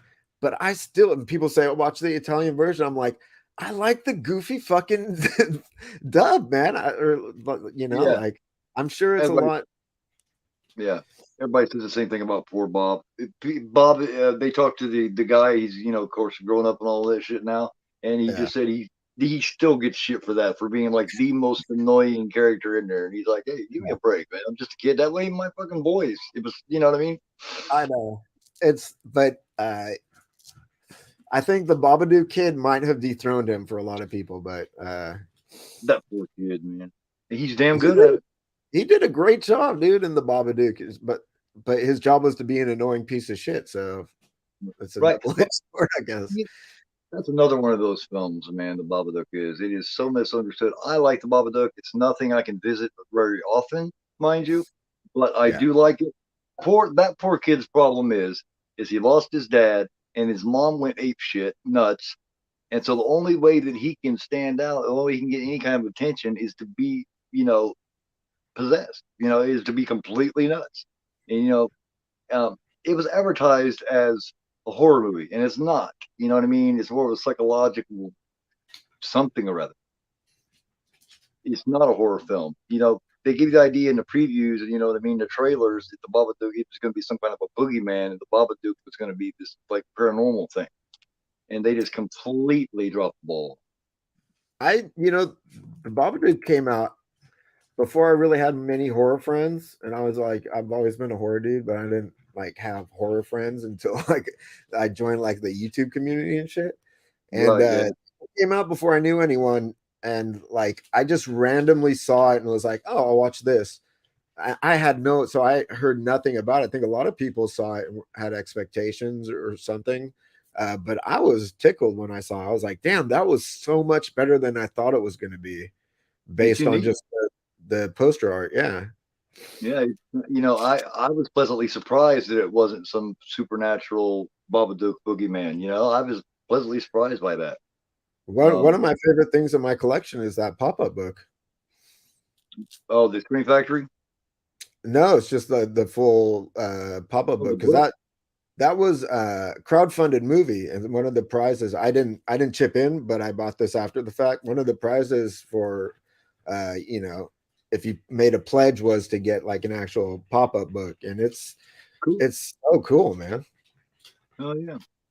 I think that might be that and The Witch might be two of Second Sight's prettiest, best looking. It's got just got this black matte to it that is just so nice looking, especially on the front of The Witch, man. I Love I it. just I I I did pre-orders with Second Sight a long time ago, and they held on to all of my shit until they released the last one. So Uh-huh. like I got like 8 of these things all in a row, and the Witch was one of them. And I haven't had a chance to watch that 4K transfer yet, but It's nice, man. The Stranger Second Sight looks really good too. Echo Sarah asking about that when Godzilla is talking to like Anguirus, right? Anguirus, when they're like Yeah. swimming along in that movie. It's goofy as shit, dude. I still like it. It makes me smile. It's weird as fuck. I but like it when Godzilla's teaching little Manila to fight, and he's trying to get him to kick the ass off of what's his name. So he like shows him aside, and he says, "This is how you whip his ass, son." You know what I mean? I just love that father son thing there. I thought that was awesome. Me and my little boy, the one that's 15 now, I showed it to him when he was about 3 or 4, and he just loved the hell out of it. He fell in love uh, with Godzilla with that movie. yeah, it's goofy as shit hearing Godzilla talk, and the way he talks is just goofy as fuck. Like, but But even at 4 years old, my one is 15 now. When he was 4, we watched King Kong versus Godzilla. And he looks over at me and he's like, "Daddy, what's wrong with King Kong?" yeah, I said, not the "He's Japanese now, son." yeah. Did you That's like it. the Did you like the recent one? Yes, yes. As a matter of fact, I did. Yeah, it's because I think Adam Wingard is damn good. I think Ty West is damn good. A lot of people don't realize that those two pretty much started together and they've worked together with the same actors and shit for many years. You go back Yeah. to House of Lily, you go back to A Horrible Way to Die, you go, next, all the same people working together. All the way to I the point where all those same actors like Joe Swanson and AJ Bowen and Amy Smith, they are all making movies now. yeah. It's spawned up a shitload of fucking talent. I love Your Next. I think it's such a cool movie, but I also know a lot of people, or it's one of these movies that I feel should be universally loved because it's so fucking awesome. But like, uh, I've come to learn a lot of people don't like it. Same with like Cabin in the Woods. I thought that It's was super great. fun, and a lot of Kevin other Woods is people. awesome, man. Kevin Every now Woods and is again, fucking good. I'll be talking to someone, they'll be like, "God, I fucking hate that movie." I'm like, "What?"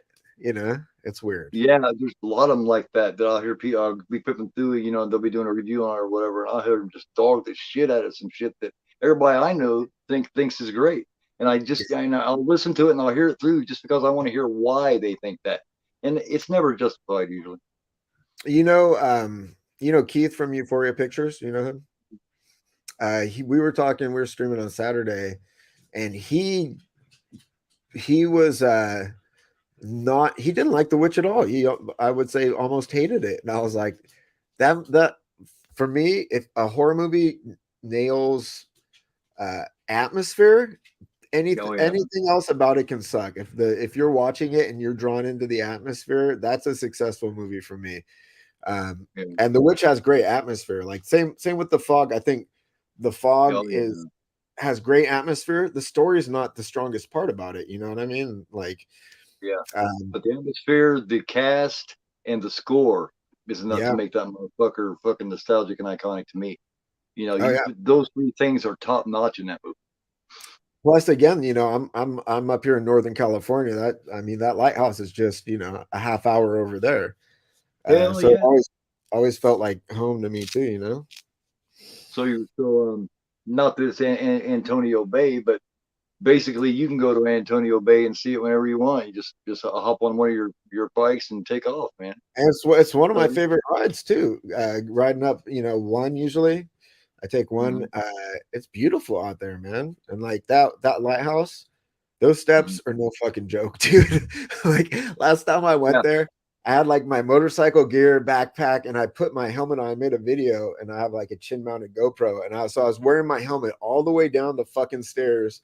People looking all at me like I'm a fucking freakazoid, which I kind of am, But uh, and by the time I got back up, I was like so fucking tired, man. Jesus. coming off like oh, what is that fucking no, I can't remember the name of that fucking. Is it the no? It's not the drill killer, but it's the whatever killer where he wears that helmet. There's also a Nightmare Beach or something where he wears a Nightmare Beach, motorcycle yeah. helmet. Yeah. Nightmare Beach Uh, is I think atmosphere is so important. Like, where would Black Christmas be without it? You know what I yeah. mean? It separates it. You don't even need to see him. It's better you don't because his atmosphere is just so fucked up. You don't know if he's a fucking a nut or if he's a fucking pervert or just all the above. The less you know, the better. It's like Terrifier is kind of the same. I mean, Terrifier, I'm not saying is like up there with The Witch and The Fog for atmosphere or anything, but as far as like the less you know about art, the better. You know what I mean? Like, I don't need his backstory. I don't need to know how supernatural he is. Right. Just him, in that role, performing in the moment is all you need. Just a night in the life of art. That's all you need. Fucking, I it's prefer perfect. not to know. I prefer not to know why you can't kill him off. That's where they fucked up Michael Myers. They told us, they started telling us all kinds of dumb shit about it. Dude, And that's it's where like they fuck up. That's where they now fuck it's up kills. everyone. Now it's That's where kills, and then now it's ends and everything. And I'm just over it with Halloween with that shit, man. They keep making my 58 favorite. You know what I mean? But that's where they fuck up everyone. Like Jason Voorhees is a worm, you know. Freddy Krueger is a bunch of fucking dream demons. Like Leprechaun's all up in space and shit. Who knows? Like, just like it's when they try to over explain. It's better. Like, yeah, there's like a less thing. That's just the more mystery, the better. Like when you just see Freddy Krueger stretching his fucking arms out, and you're like, this dude just lives. Like all he wants to do is scare you. I mean, that's scary. He's a nightmare. Just like I tell everybody, they keep trying to come up with reasons for Michael Myers and lie this and lie that, and yeah, she was his sister in the second one, and all that. No, the bottom line of it is, The reason he went down, and the reason why you can't kill him off and why he keeps coming around is because he's the boogeyman. It's that simple. He's supposed to Yeah. be the boogeyman, and the boogeyman doesn't have any rhyme or reason. Where did he go when he fell off the balcony and fell and he was gone? Where did he go? Wherever boogeymans go, I guess. You know what I mean? You're not supposed to know that. It the whole point. I mean, yeah, I mean, 78 got it right in that respect. Curse of Michael Myers got it completely wrong for me personally, but I know a lot of people that absolutely love that movie. But for me, like runestones and secret shit and him raping his cousin and like whatever, dude. Like you keep that Michael Myers for you.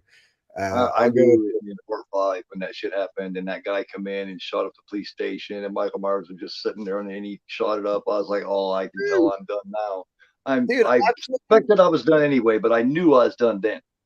and I think nowadays people don't understand if they weren't like they didn't go see that in the theater. You go see that in the theater, you're like, what the fuck? You don't have another disc to put in and go like, oh, the Man in Black. It's just like, what the shit just happened? Like, who is this dude with the cowboy boots? Like, what the fuck is that?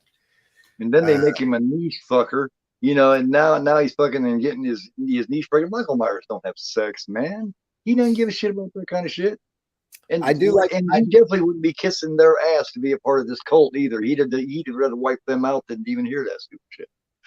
and then in like the producer's cut, they just like throw rune stones on the ground. He's like, I can't do shit. It's rune stones. Yeah. But like, uh, I do like I like 2018. I liked Halloween Kills, and I'll probably like Ends. I actually like Kills better than 18 for some I, reason. I don't know Kills why. Kills is I just funner. I think they tried to nail 18. I think they tried to tag the 78 feel on the 18 too much, and that's the way you don't try to go. You cannot recapture lightning in a bottle. You just can't do it. Yeah, uh that's the problem. Like for when they do a remake of a atmosphere heavy movie like The Fog, for instance, it's gonna fail because if you don't nail the atmosphere, what the fuck? It's Ghost Yeah, Pirates isn't the thing that's great about that movie, like yeah. uh I The felt Black that way Christmas with remake was a Suspiria. little different. The first Black There's Christmas remake was a little different because they didn't try to do what the original one did. They been a actually fun went off there and slasher. did shit a little different, you know? It's just a fun slasher. Same with like My Bloody Valentine. It's just a fun fucking slasher.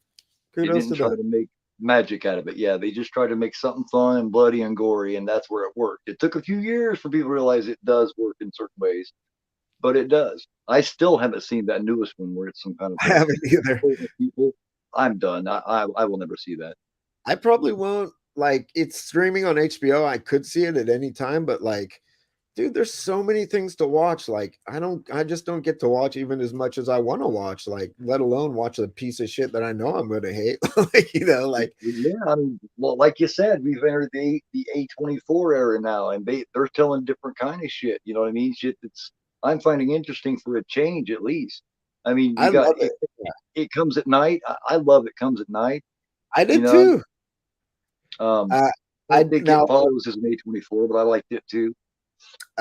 It Comes at Night, I feel was slightly mismarketed, and so it led to a lot of people's sort of disappointment Mm-hmm. in it. But I like that movie as a film. Yeah, And that's another one with strong atmosphere, in my opinion. and so simple, so simple. Like I mean, it's about as simple as you can get. Yeah. It's limited on actors. It's limited on locations. There's not a whole lot of this and that. It's just they tell a real simple, um, claustrophobic, paranoid story. I like stories like that are contained to like a single one or two locations and are character driven. I like that. If you can nail that and you could pick the actors and everything just right to be able to pull that off, then 9 times out of 10 you're going to have a good show. Yeah. You know, So you were talking so about Ty West earlier, like House of the Devil, same thing, dude. It's just like a few people in a fucking house, you know what I mean? But it's atmosphere, dude. It's great. I love that movie. they nailed the early '80s in that, man. Like if you didn't think twice, you would swear it was the early '80s. I mean, they nailed it. It's the feel, dude. Like X did it too. X did a great job too. Yeah. That has anyone seen that Pearl yet? I know a lot of people have seen it. I've been hearing pretty positive things about it, especially about Mia Goth's performance. I have not seen it myself though. because it's following up a tough one that a lot of people like. So it's like it's almost got that sophomore jinx going thing happening. Hopefully not, but But it's also like it's a prequel, right? So like, it's a prequel starring the girl who played like the two major characters in the first one. So like, and apparently she fucking like rocks the house with this performance too. So like, I think it's a hard movie to follow up, but they're going beforehand, so maybe it's not so hard, you know. well, Ty West and Adam Wingard have both, through the Sacrament and all these different shit that they've done for the last, what, 10, 15 years, have showed that they're very, very versatile and Yeah. they stick to a formula. They never try to do something that they can't do. You know what I mean? It's like you can tell they're nostalgic and passionate about that era of movie. You know, it means something to them to tell that kind of story like they grew up on correctly. You know what I mean? And that's important. Like the Sacrament, there's that scene where the sister is like gonna kill her brother, right? And Mm-hmm. that scene for me is like the most unnerving part of that whole fucking movie. It's like Jesus. Oh yeah, Um, oh yeah. but I like that movie quite a bit. That was a good movie. Me too. And it has all that it has all that cast too, man. Another one that's a lot like it. I don't know if you've ever seen it, but it almost the same story, but just done. It's not done from a. I mean, it's done from a found footage kind of thing. But it's called Children of Sorrow. I don't know if you've ever seen that, I don't think but I've seen it. it's about where a guy gets shit together and gets a bunch of people that are lost and looking for something and brings them all together to put them together in like a religious type of commune, just basically a cult. And Yeah. this is like second or third time, and um, I recommend it. If you ever come across or you ever see it, it's called Children of Sorrow, and it's got Wait, did I that come can't out think this of the year? guy's name. No, it's several years ago. Oh, okay. Here, here we find this.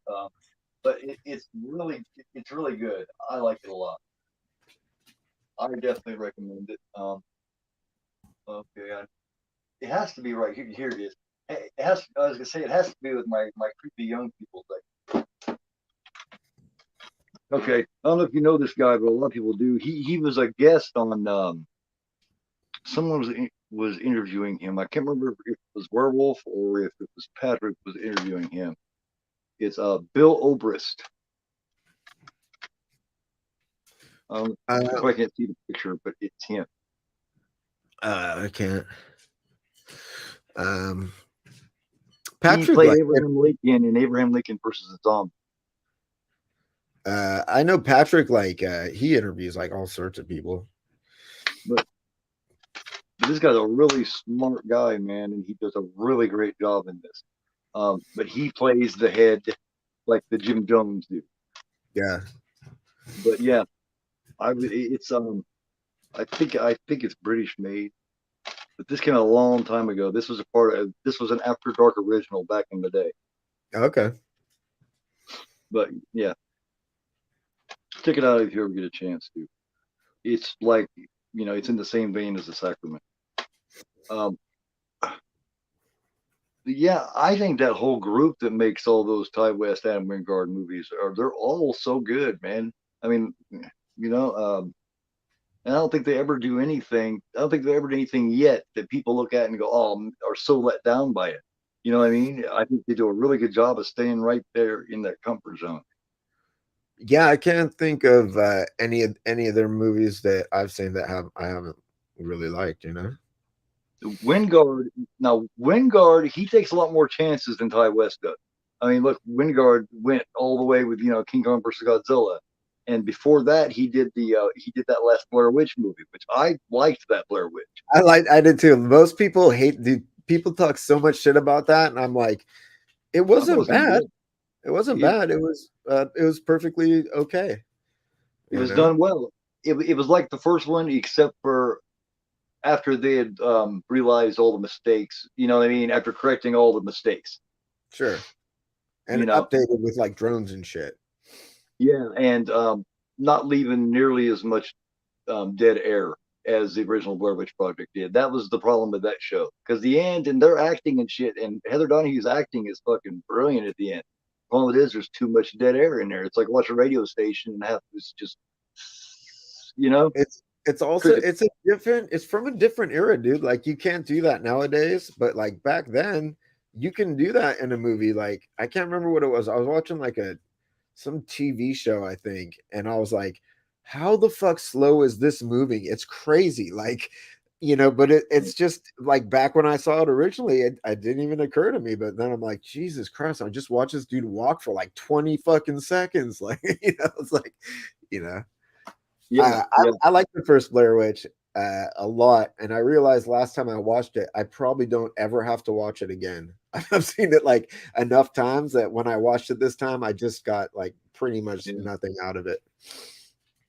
Blair Witch 2 was actually pretty ambitious too. They decided to. I love how they went and tried to poke at knowing that the original one was fake.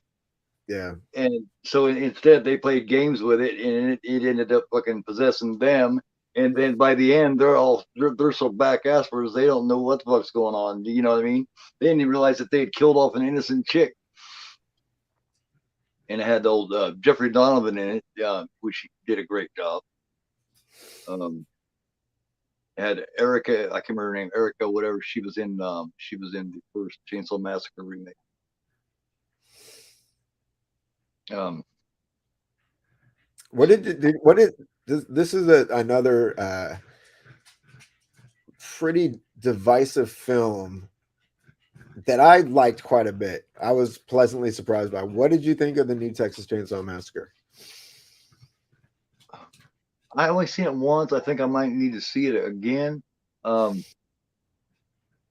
I, I don't think it's necessarily special, but I don't think it's bad either. Yeah, Um, I stayed interested in it the whole time. I was never, you know what I mean. I never yeah. thought, this is ridiculous, or I've seen this before all the way through it. So yeah, I mean, I think I need to see it again. Not bad.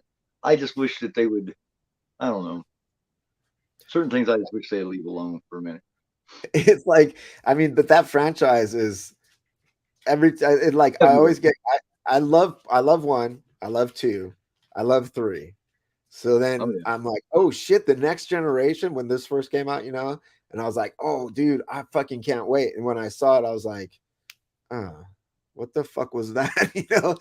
And like since then I've grown a different appreciation for it, but like that franchise is real up and down, and you Uh, never know what you're gonna get. And so like Leatherface, to me, I thought I did not like it at all. It's the only Texas Chainsaw Massacre movie that really doesn't even feel like a Texas Chainsaw Massacre movie. that's the The one with the most, Dario in it, right? yeah, no, that's Oh, she's Texas. in That's Texas Chainsaw. movie. Yeah, this was the Leatherface one has with got what's his name in it from Blade. Stephen And Dorff. Yeah.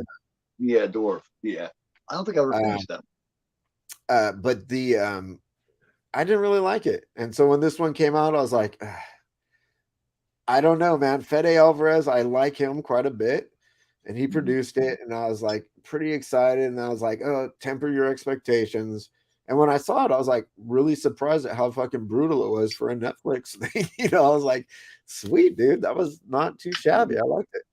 They were There's smart enough to know that they couldn't get all fucking nice and bullshit with it within Chainsaw Massacre movie. They knew they was gonna have to bring it gore wide. yeah, The best part of that movie is the final scene when she's taking off there and leaves her sister's head behind. yeah, dude. That's fucking awesome, man.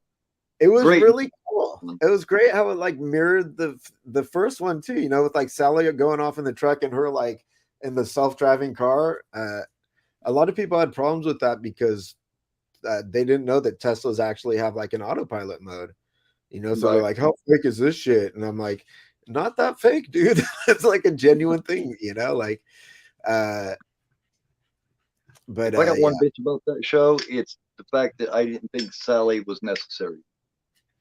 To recast her and stick her in there, I didn't think was necessarily necessary. She Merlin was Burns is dead, and just leave it alone. what I did like about that. is that it subverts your expectations because like it's people and everyone, and this is also the problem, like most people like that's a fucking such a stupid ripoff of 2018, and they just fucking killed her, and I'm like, that's what makes it not a ripoff, dude.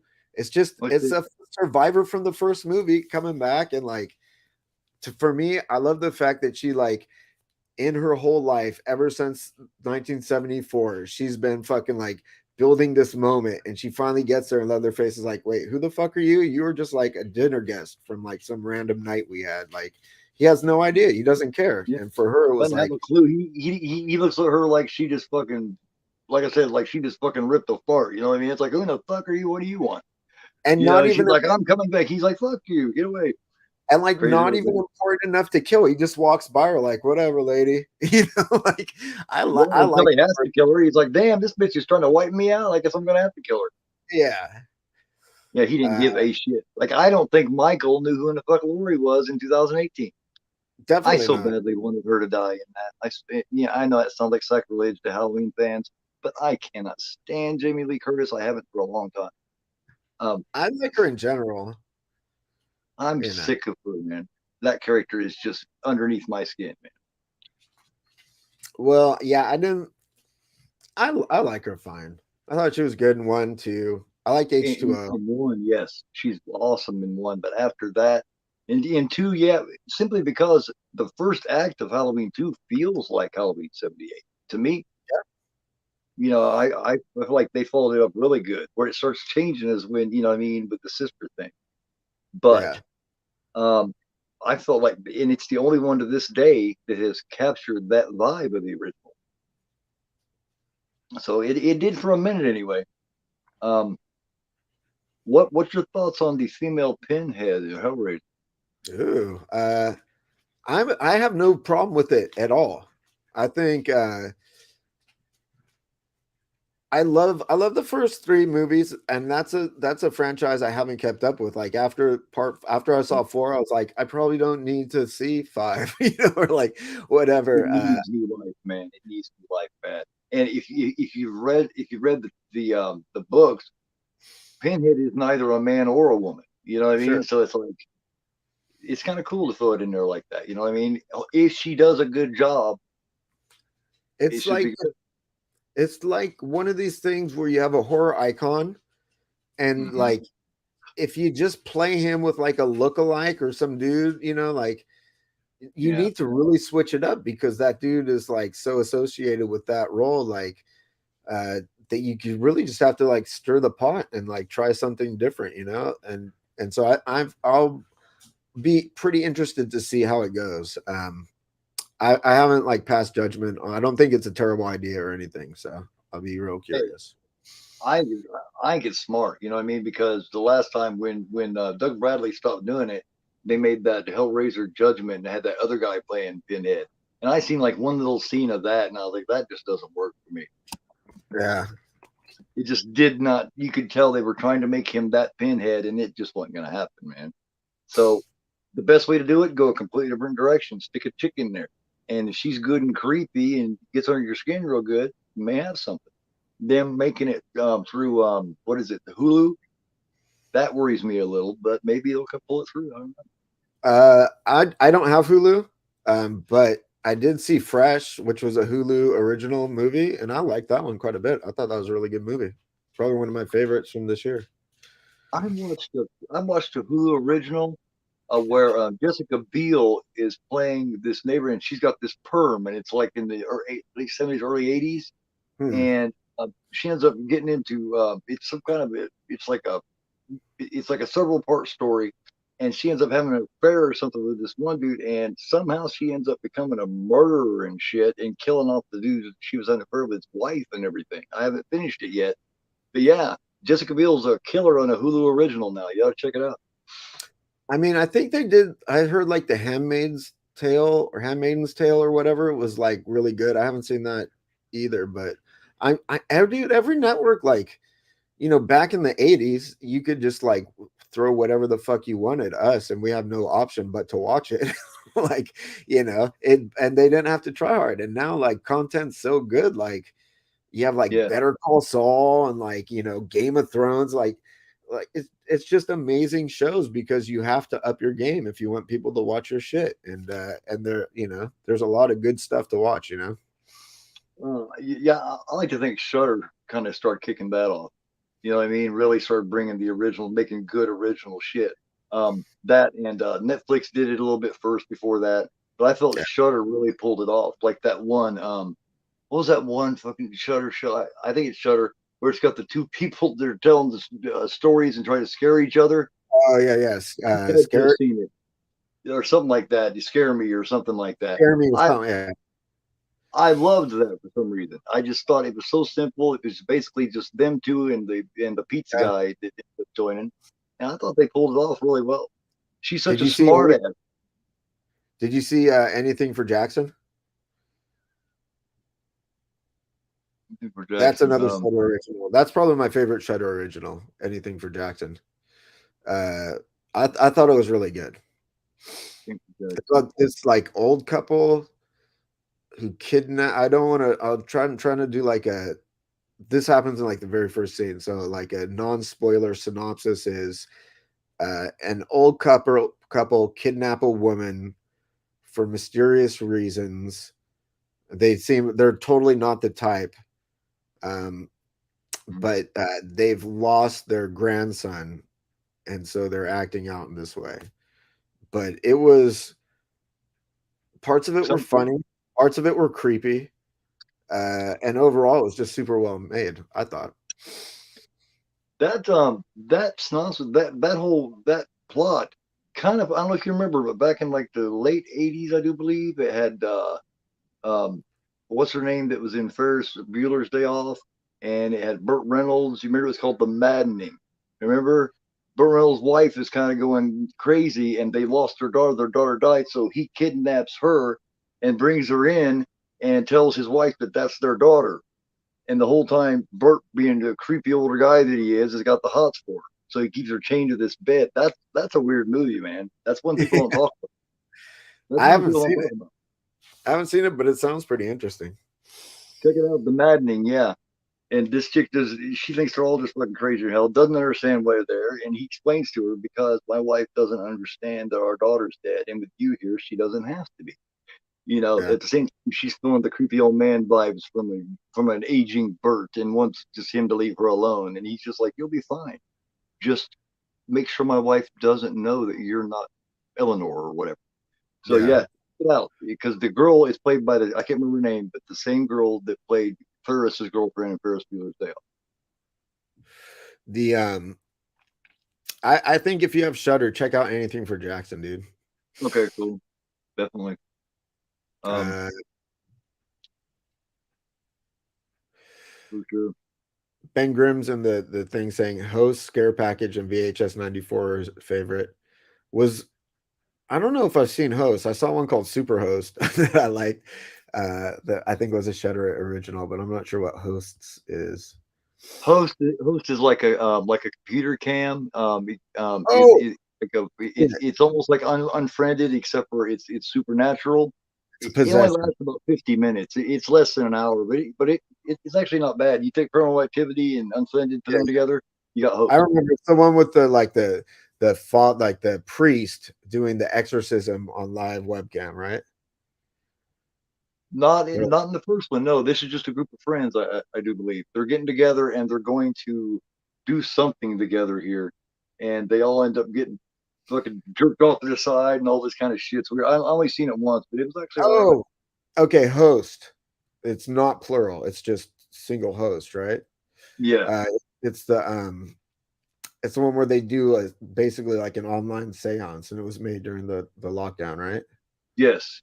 Yeah, Yes. I Yeah. like that. Second I sight, second I sight did love it. found footage, man. If you do found footage right, it's really good.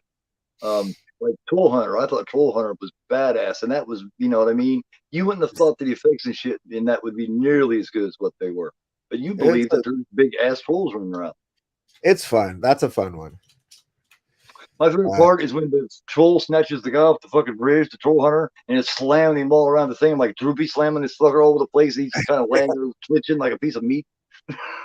It's so, and it's sort of like goofy. They're like, oh, they can smell Christian blood or whatever. It's goofy, but it's so fun, dude. That was a fun movie.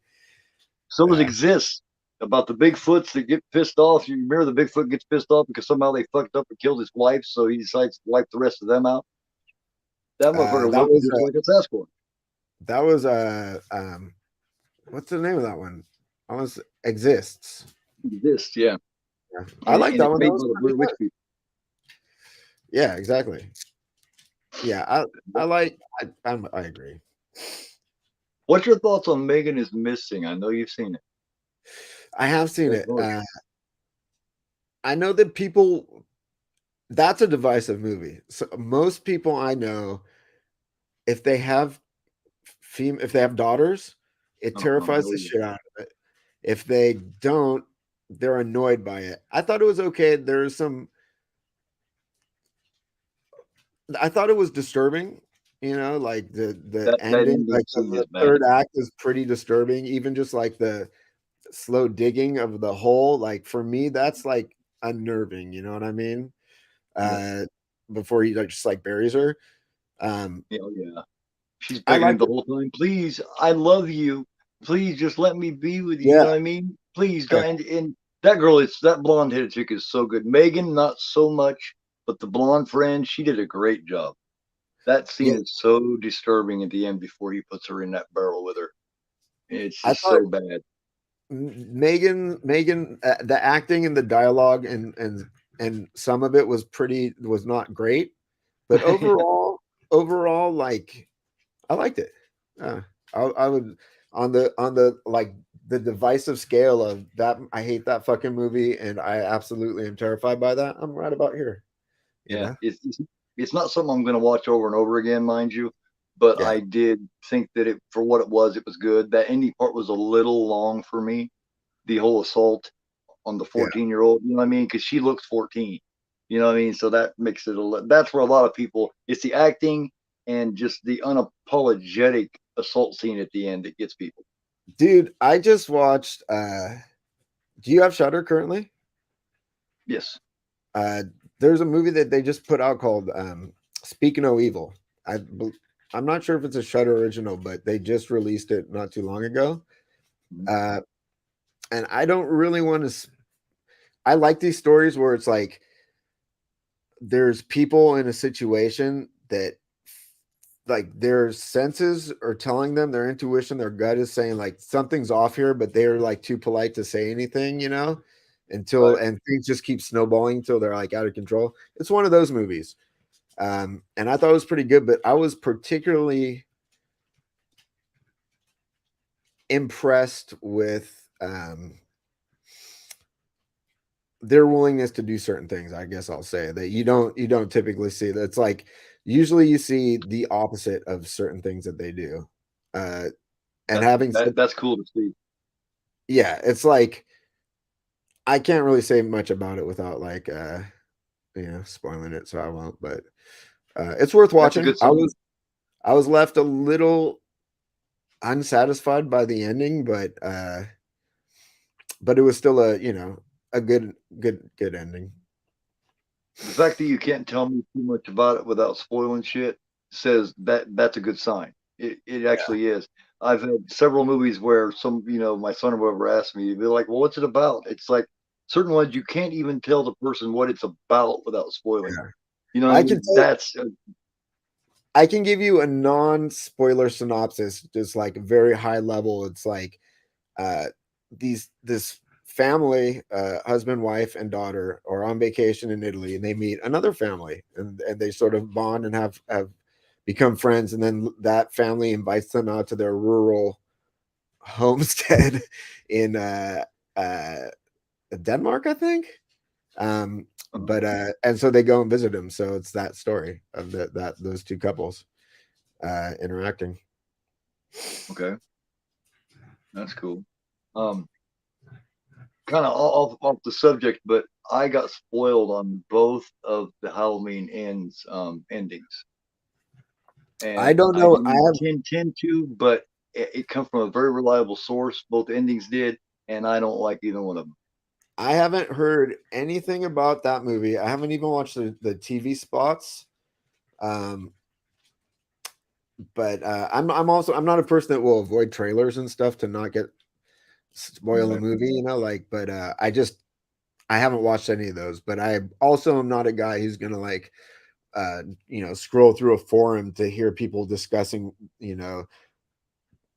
spoilers.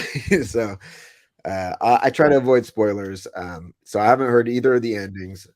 It's like Game of Thrones. It's like, how are you gonna be able to successfully, conclude the Halloween saga that's been going on for this many fucking years? Like, no, of course not. You I could won't end say the anything. I'll say it's not my cup of tea, but that's all I'll say. And you could tell how much the Halloween franchise, the latest Halloween franchise, has come to mean to me if I'm right there and have no problem at all watching it and listening to all of this from this reliable source and yeah, knowing both things. That tells you how much I couldn't wait to see end. yeah. And now I won't watch. I think like I've liked the first two movies. Um, the first one, 2018, I thought they made Michael Myers brutal, which is It. what you want in a fucking Halloween movie. So I think if you get Michael Myers right, like, you know, the new Mm-hmm. Loomis and all that weird shit, and dudes talking about peanut butter on his dick, doesn't matter. The important thing is like uh Michael Myers was fucking brutal, man. He was great in that. Yeah. So I was happy when I saw that. My favorite And part of Ends is the very beginning when he's killing the old couple and he keeps pulling all the knives out and sticking them in him. He takes another one and sticks it in. It's like he's making a project out of yeah, him because you never seen him quite like that before in the what they consider the canon.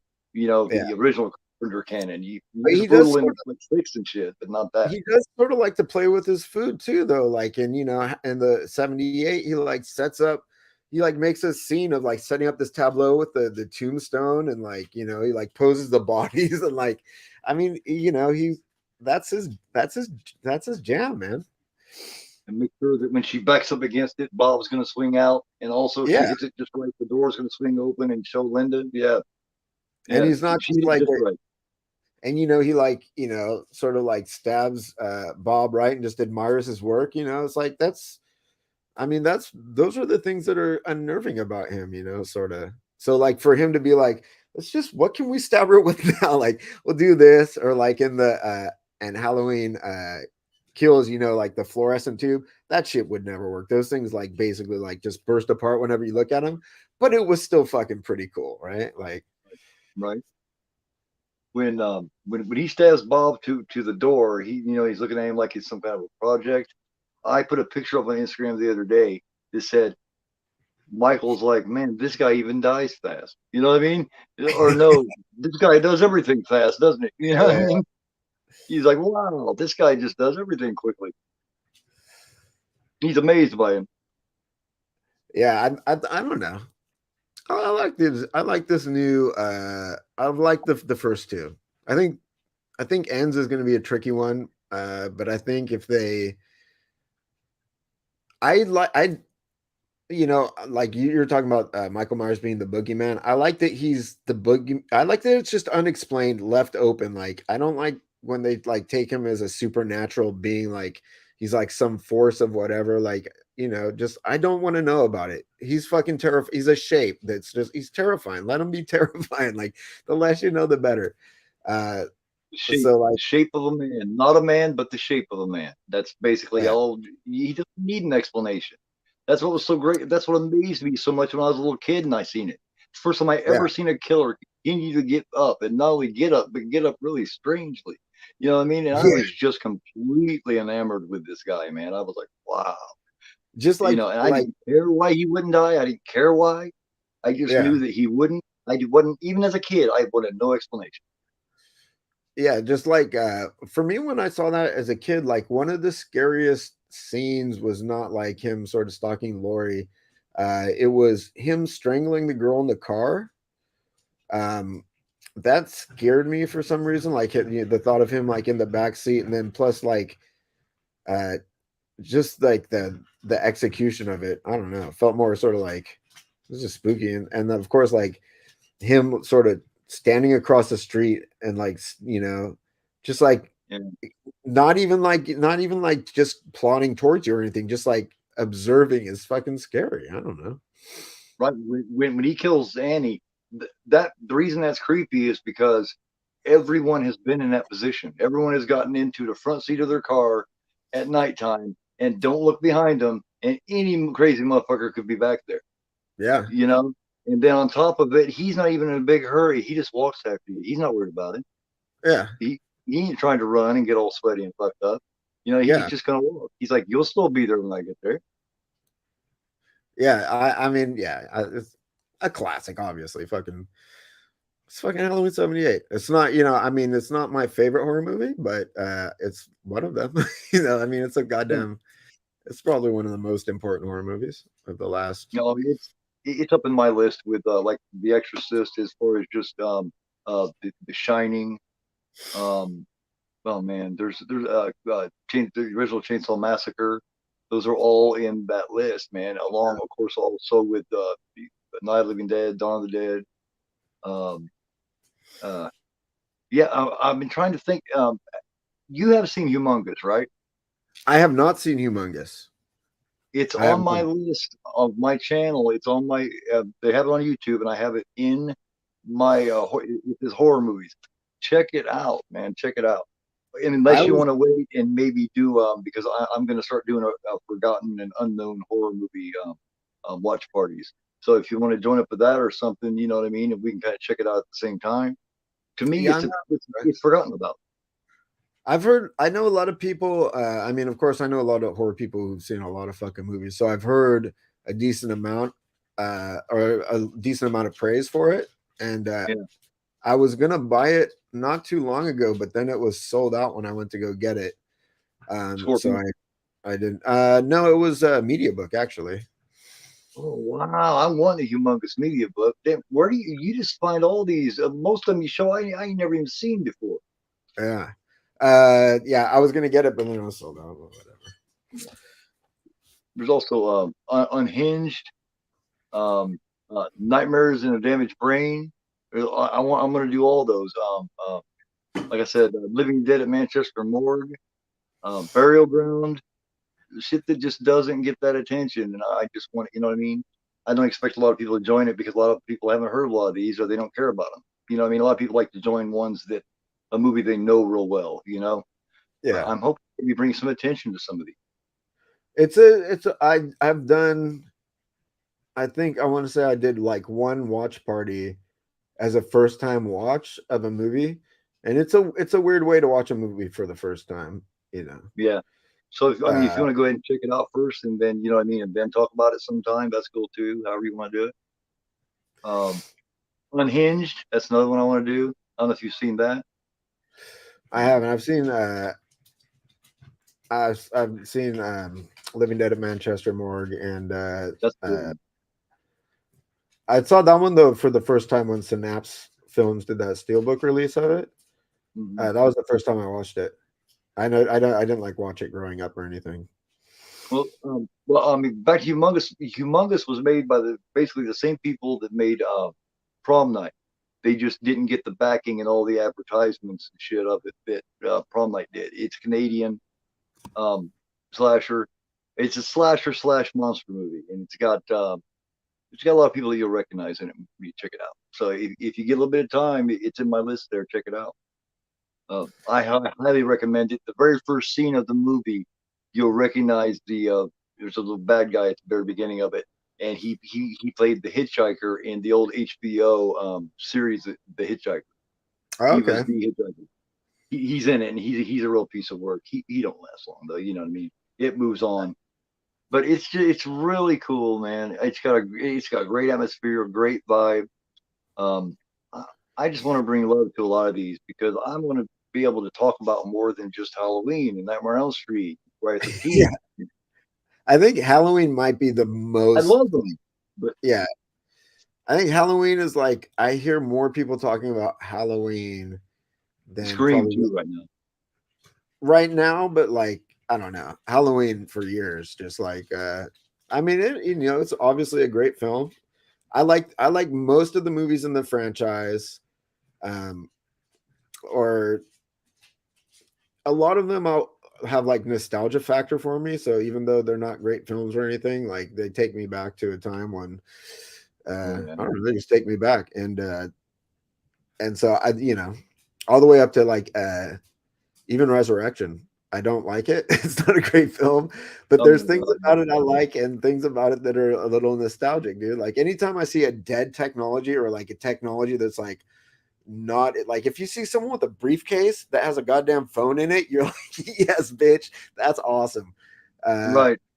and so if you see someone like streaming like live, like that was cutting edge back then.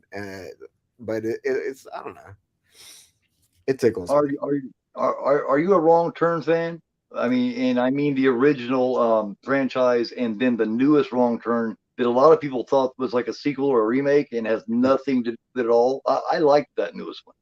I liked one, two, and the remake or the newest one.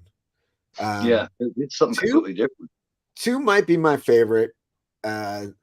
The first one was good, and then I liked the remake. A lot of people, I think, were expecting more hillbilly, like deformed Yeah, hillbilly, like clan, but I liked it. I liked it. me too. Me too. I Yeah. loved where it went. I loved where that went. That's like you talk about your next. I don't see how people can't completely appreciate that final girl, man. Dude, I She just loved it.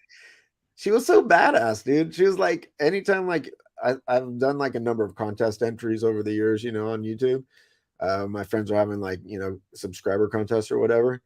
And yeah, anytime someone asks for like my favorite final girl, it's usually Erin, right? Because she was just yeah, so goddamn badass, dude. yeah, And just brutal about it,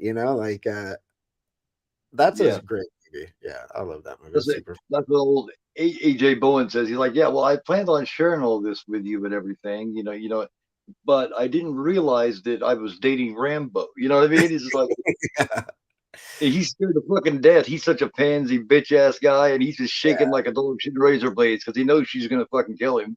You know what I yeah, mean?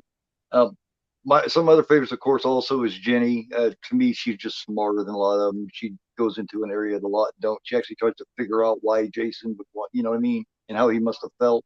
And another one that a lot of people don't talk about is, God damn, I can't remember, Constance from Just Before Dawn. That whole arm trick is just fucking brilliant. yeah. I That's always another hear one you need more of. I remember hearing stories about like if a dog's attacking you, like the best way to defend yourself is to like, shove your fucking arm down their throat so they suffocate. Um, Right. yeah, Well, her man was sitting over by the tent crying, remember? And so she yeah. had to say him, she's like, that's okay, baby. You just over there and bleed and cry. I'll take care of him for you. Yeah. That's a movie that has some pretty good atmosphere.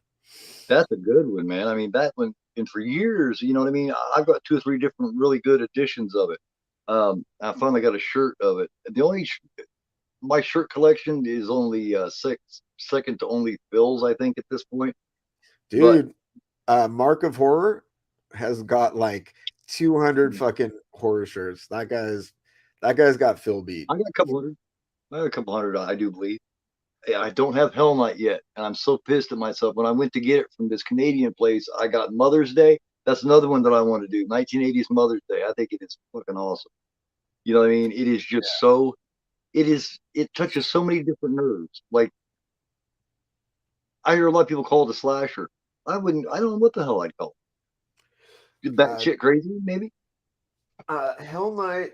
I love Hell Night, dude. Hell Night's one of my on my there's like I have like a short list of Yes. fucking like horror movies that are I just love. Hell Night, Creep Show, like like classics that just feel like I'm hanging out with a good friend every time I watch them. Hell Uh Night's got great characters, man. Great characters. I mean, yeah, what about Seth and fucking what's her name? She keeps calling him fucking all kinds of different shit. You know what I mean? and She'll talk about like Seth, darling, Seth. She ain't yeah, know who she's sleeping with, you know? Seth is like he's such a I think in a modern movie he would be a one-dimensional frat boy dude who's like a piece of shit and escapes and whatever. But in this movie, he goes to the police station to try to report it. They're like, "Fuck you, you goddamn frat boy!" So he steals like police guns and like runs back over there. Uh, Yeah, and balls, man.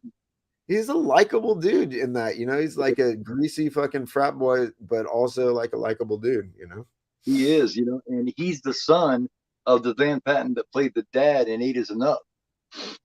Yeah, Dick, right? Van Patten, Dick Yeah, Van Patten. yeah, because he's Vincent. Yeah, he's his son. And then of course you got fucking what's his name for Friday the Teeth Part 4, and of course Linda Blair. You know Yeah, what I mean? The only movie that Linda Blair looks better in than Hell Night is Savage Streets, of course. yeah, The whole classic, bath dude. I scene. love Savage Streets. I love that her gang is called the Satans or something like this. Just tickles me about like Satan as a plural, like the group of Satans. Uh, Yeah, I missed out on being a gang member in the like 70s and 80s when you got like a satin like embroidered jacket. Like that's some bullshit, dude. Why don't I have a fucking satin embroidered jacket? yeah. Like I tried to make mine. Like when I was a punk ass kid running around late '70s, early '80s, I was like somewhere between 7 and 8 or so. And instead, I just cut the sleeves. Like I became a warrior, right? I was one of the warriors. I cut up the sleeves and with a marker wrote the warriors on the back of it. You know what I mean? Do you have that imprint version of the warriors, or do you have the steel book? I know you I got one. my only Warriors I have an old school DVD. Uh, I didn't get like I think I saw there was some pretty deluxe set coming out or that just came Yeah, out not too long ago. Who was it? Who did it? Who did it? the Oh, imprint was the biggest one, and it goes Imprint. for Yeah, $100. yeah. I Yeah, missed out on the Imprint one. Um, I have like a deluxe DVD release from back in the day, but I haven't upgraded it to like anything super fancy yet. yeah, because for some reason, for years, the only Blu-ray they had of it was that director's cut that Walter Hill was so proud of that everybody shit over because it had the comic book scene stuck in between, which didn't bother me all that much, but everybody was just clamoring for a theatrical cut. So they finally put The it out, only made like 1,500 copies. It sold out real quick, and then now, you know, greedy ass scalpers are trying to get fucking 120 bucks a piece for it. Same thing with the Outsiders when it released to 4K, and it's went way up.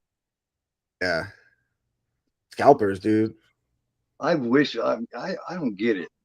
Maybe if I was more of a greedy motherfucker, maybe I would have a higher standing where my money is because I got a lot of shit. I could scout myself into a Mercedes, I bet, but I wouldn't. You know what I mean? I can't bring myself to do that to other collectors. To me, it's like immoral. When I look at it, I hate to Yeah, hear a collector on YouTube talking about how he's going to flip it and double or triple his money. I don't know how I many messages I have left going, motherfucker, I hope you're proud of yourself. I've made a lot of enemies doing that shit. I don't know that I've ever like most honestly like the horror community that I've met. Like, of course, there's like assholes in every community, but I No, would say like 98% of the horror people I've met through YouTube and Instagram have been fucking amazing, dude. Like yeah, I yeah, haven't really and part of that is me also not like seeking out assholes or whatever, but like yeah. um I don't think I've ever seen anyone say like, dude, I bought this and I'm gonna fucking flip the shit out of it, like uh but I've it seen would a rub couple me. that was proud of themselves. I've seen a couple that was real proud of themselves, the fact that they were going to flip that, triple their money so that they could get this latest blah, blah, blah, blah. And it's Yeah, like, if you're going to be that greedy and that petty, don't announce it to everybody that you're a cheap fucker. I mean, you know yeah. what I mean?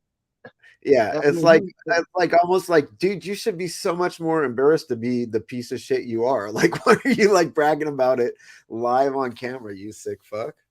because a lot of that shit that they're talking about is shit that a lot of collectors don't have or couldn't afford, and now you're talking about triple for it, which means they still can't get it. So you're really pissing them off. It's like I wish I had that, and this guy's talking about how he doesn't need the 5 copies he has. You know? Yeah, I mean, there's one thing, if you like have a collection and you're selling your collection, there's like a going price or something like, oh, that's out of print. It goes for like, I don't know, 60, $100 or whatever. There's people trying to ask for like 400 maybe, but like, yeah, of course, like that's one thing. But if you're buying like if you go to like Best Buy and buy all the goddamn steel books because you know like people are gonna That's want to, fucked up. that's fucked up. Yeah, that's If like some there's only grease. so much of something, and you don't even what pisses me off is the motherfuckers that don't even like the goddamn movie. It's like I Yeah, don't particularly care for it, but I knew blah blah blah, so I got all the copies I seen. It's like you you're not fucking cool enough to leave it for motherfuckers who do like. If you don't like it, don't get it. That is my biggest rule. I never collect anything I don't like. I think that is dumb as hell. Buy that a bunch makes of shit sense. you don't like. Having said that, I'm not the biggest Last House on the Left fan, and I own that like 4 times. So But yeah, Last House is different. You know what I mean? Those kind of shows are a little different. Those are yeah, staples. Those are just what a collector. You gotta have a. If you're, you gotta have a last. You gotta yeah, have a Halloween. You gotta have a Dawn of the Dead. You gotta, you know, what I mean, certain things you just got to. At the same time, you don't dislike Last House either. yeah. And I saw a That's lot of people that straight up say, "I can't stand this movie," but I bought 10 of them. You know, right. Yeah, I mean, it must be nice to have that money. Last House is. I'd say Last House is an important film, and not one that I'd probably watch. You know, it's not one I pick up off the shelf and I'm like, I'm gonna watch this. You know, Um, uh, but it's got value as a film. You know, yeah. I think it gets the short end of the stick. I think the performances are a little better than what people like to admit and say. I think the three villains, the three psychopaths are damn good in it. Now the weaknesses in it is the parents. You know what I mean? They're not exactly going to win an Oscar anytime soon. I love the fact that Martin Cove is in it as the dipshit fucking deputy. Martin Cove from the Karate Kid movie, yeah, Sensei. yeah, yeah, Remember, he's the Barney Fife deputy. He's like, you're different. And he's like, what do you mean different? He said, like a duck or something. And he's like, what the hell are you talking about? And then, and then he goes to pick him up to take him all the way past the city limits and didn't even think about putting gas in the damn car. They run out and then they have to fucking hop a fucking, fucking chicken truck to try to get out there just to try to save some people. yeah. Ben It's Grimm's talking about people at his local spirit buying a bunch of shit and trying to resell it on eBay. That's why I love Vinegar Syndrome. They certain little places are trying to curb that. They figure if they make you make 10, if every time you buy more than two, you got to make a whole another account to keep doing it. Hopefully, it'll deter them. I think they're underestimating people's greed, but at least it's Yeah, going to make it harder for them to do. I don't even like. I don't really like. You know, sometimes like people consider their collection as like I don't know. They think of it as currency almost or whatever. Like Mm-hmm. I just don't think of this stuff like that. You know what I mean? Like I've never really like I have no plan on ever reselling anything. I'm not a dude that likes to sell shit. I'm a dude that likes to collect shit. I don't know. Right. If every But time you pick up something and show it and go, hey, I got this and this is now worth this much, maybe you're doing it for the wrong reason. yeah, the what was I about to say? Fuck. I don't remember. Yeah, I mean, I just never really think about this stuff as like anything other than things I like, you Right. know. Like Oh, I some people like collect because they like the shit.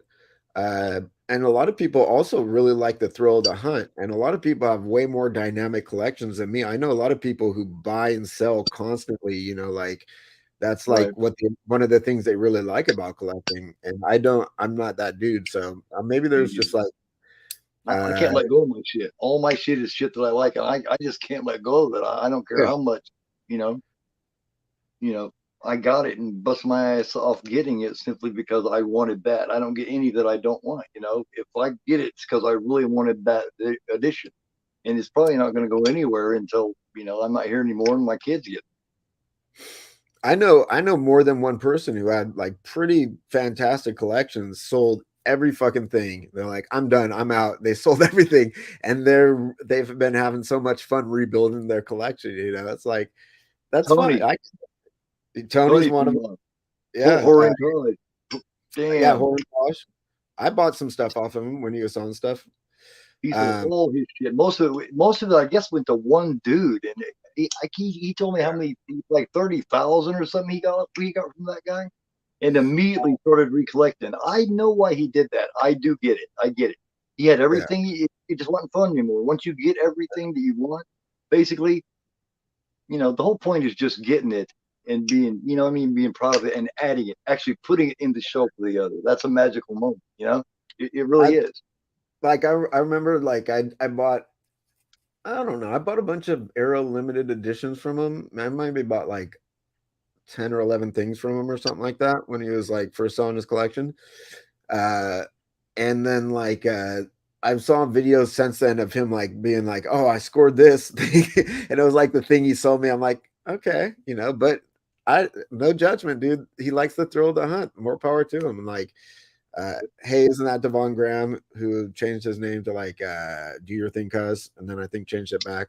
He's another guy. He had a pretty cool collection, and just like one day it was like physical media is stupid. Like, why? It just takes up space, and like, and then he got rid of his whole collection pretty much, and and now he's like back into it. I mean, you know, Yeah.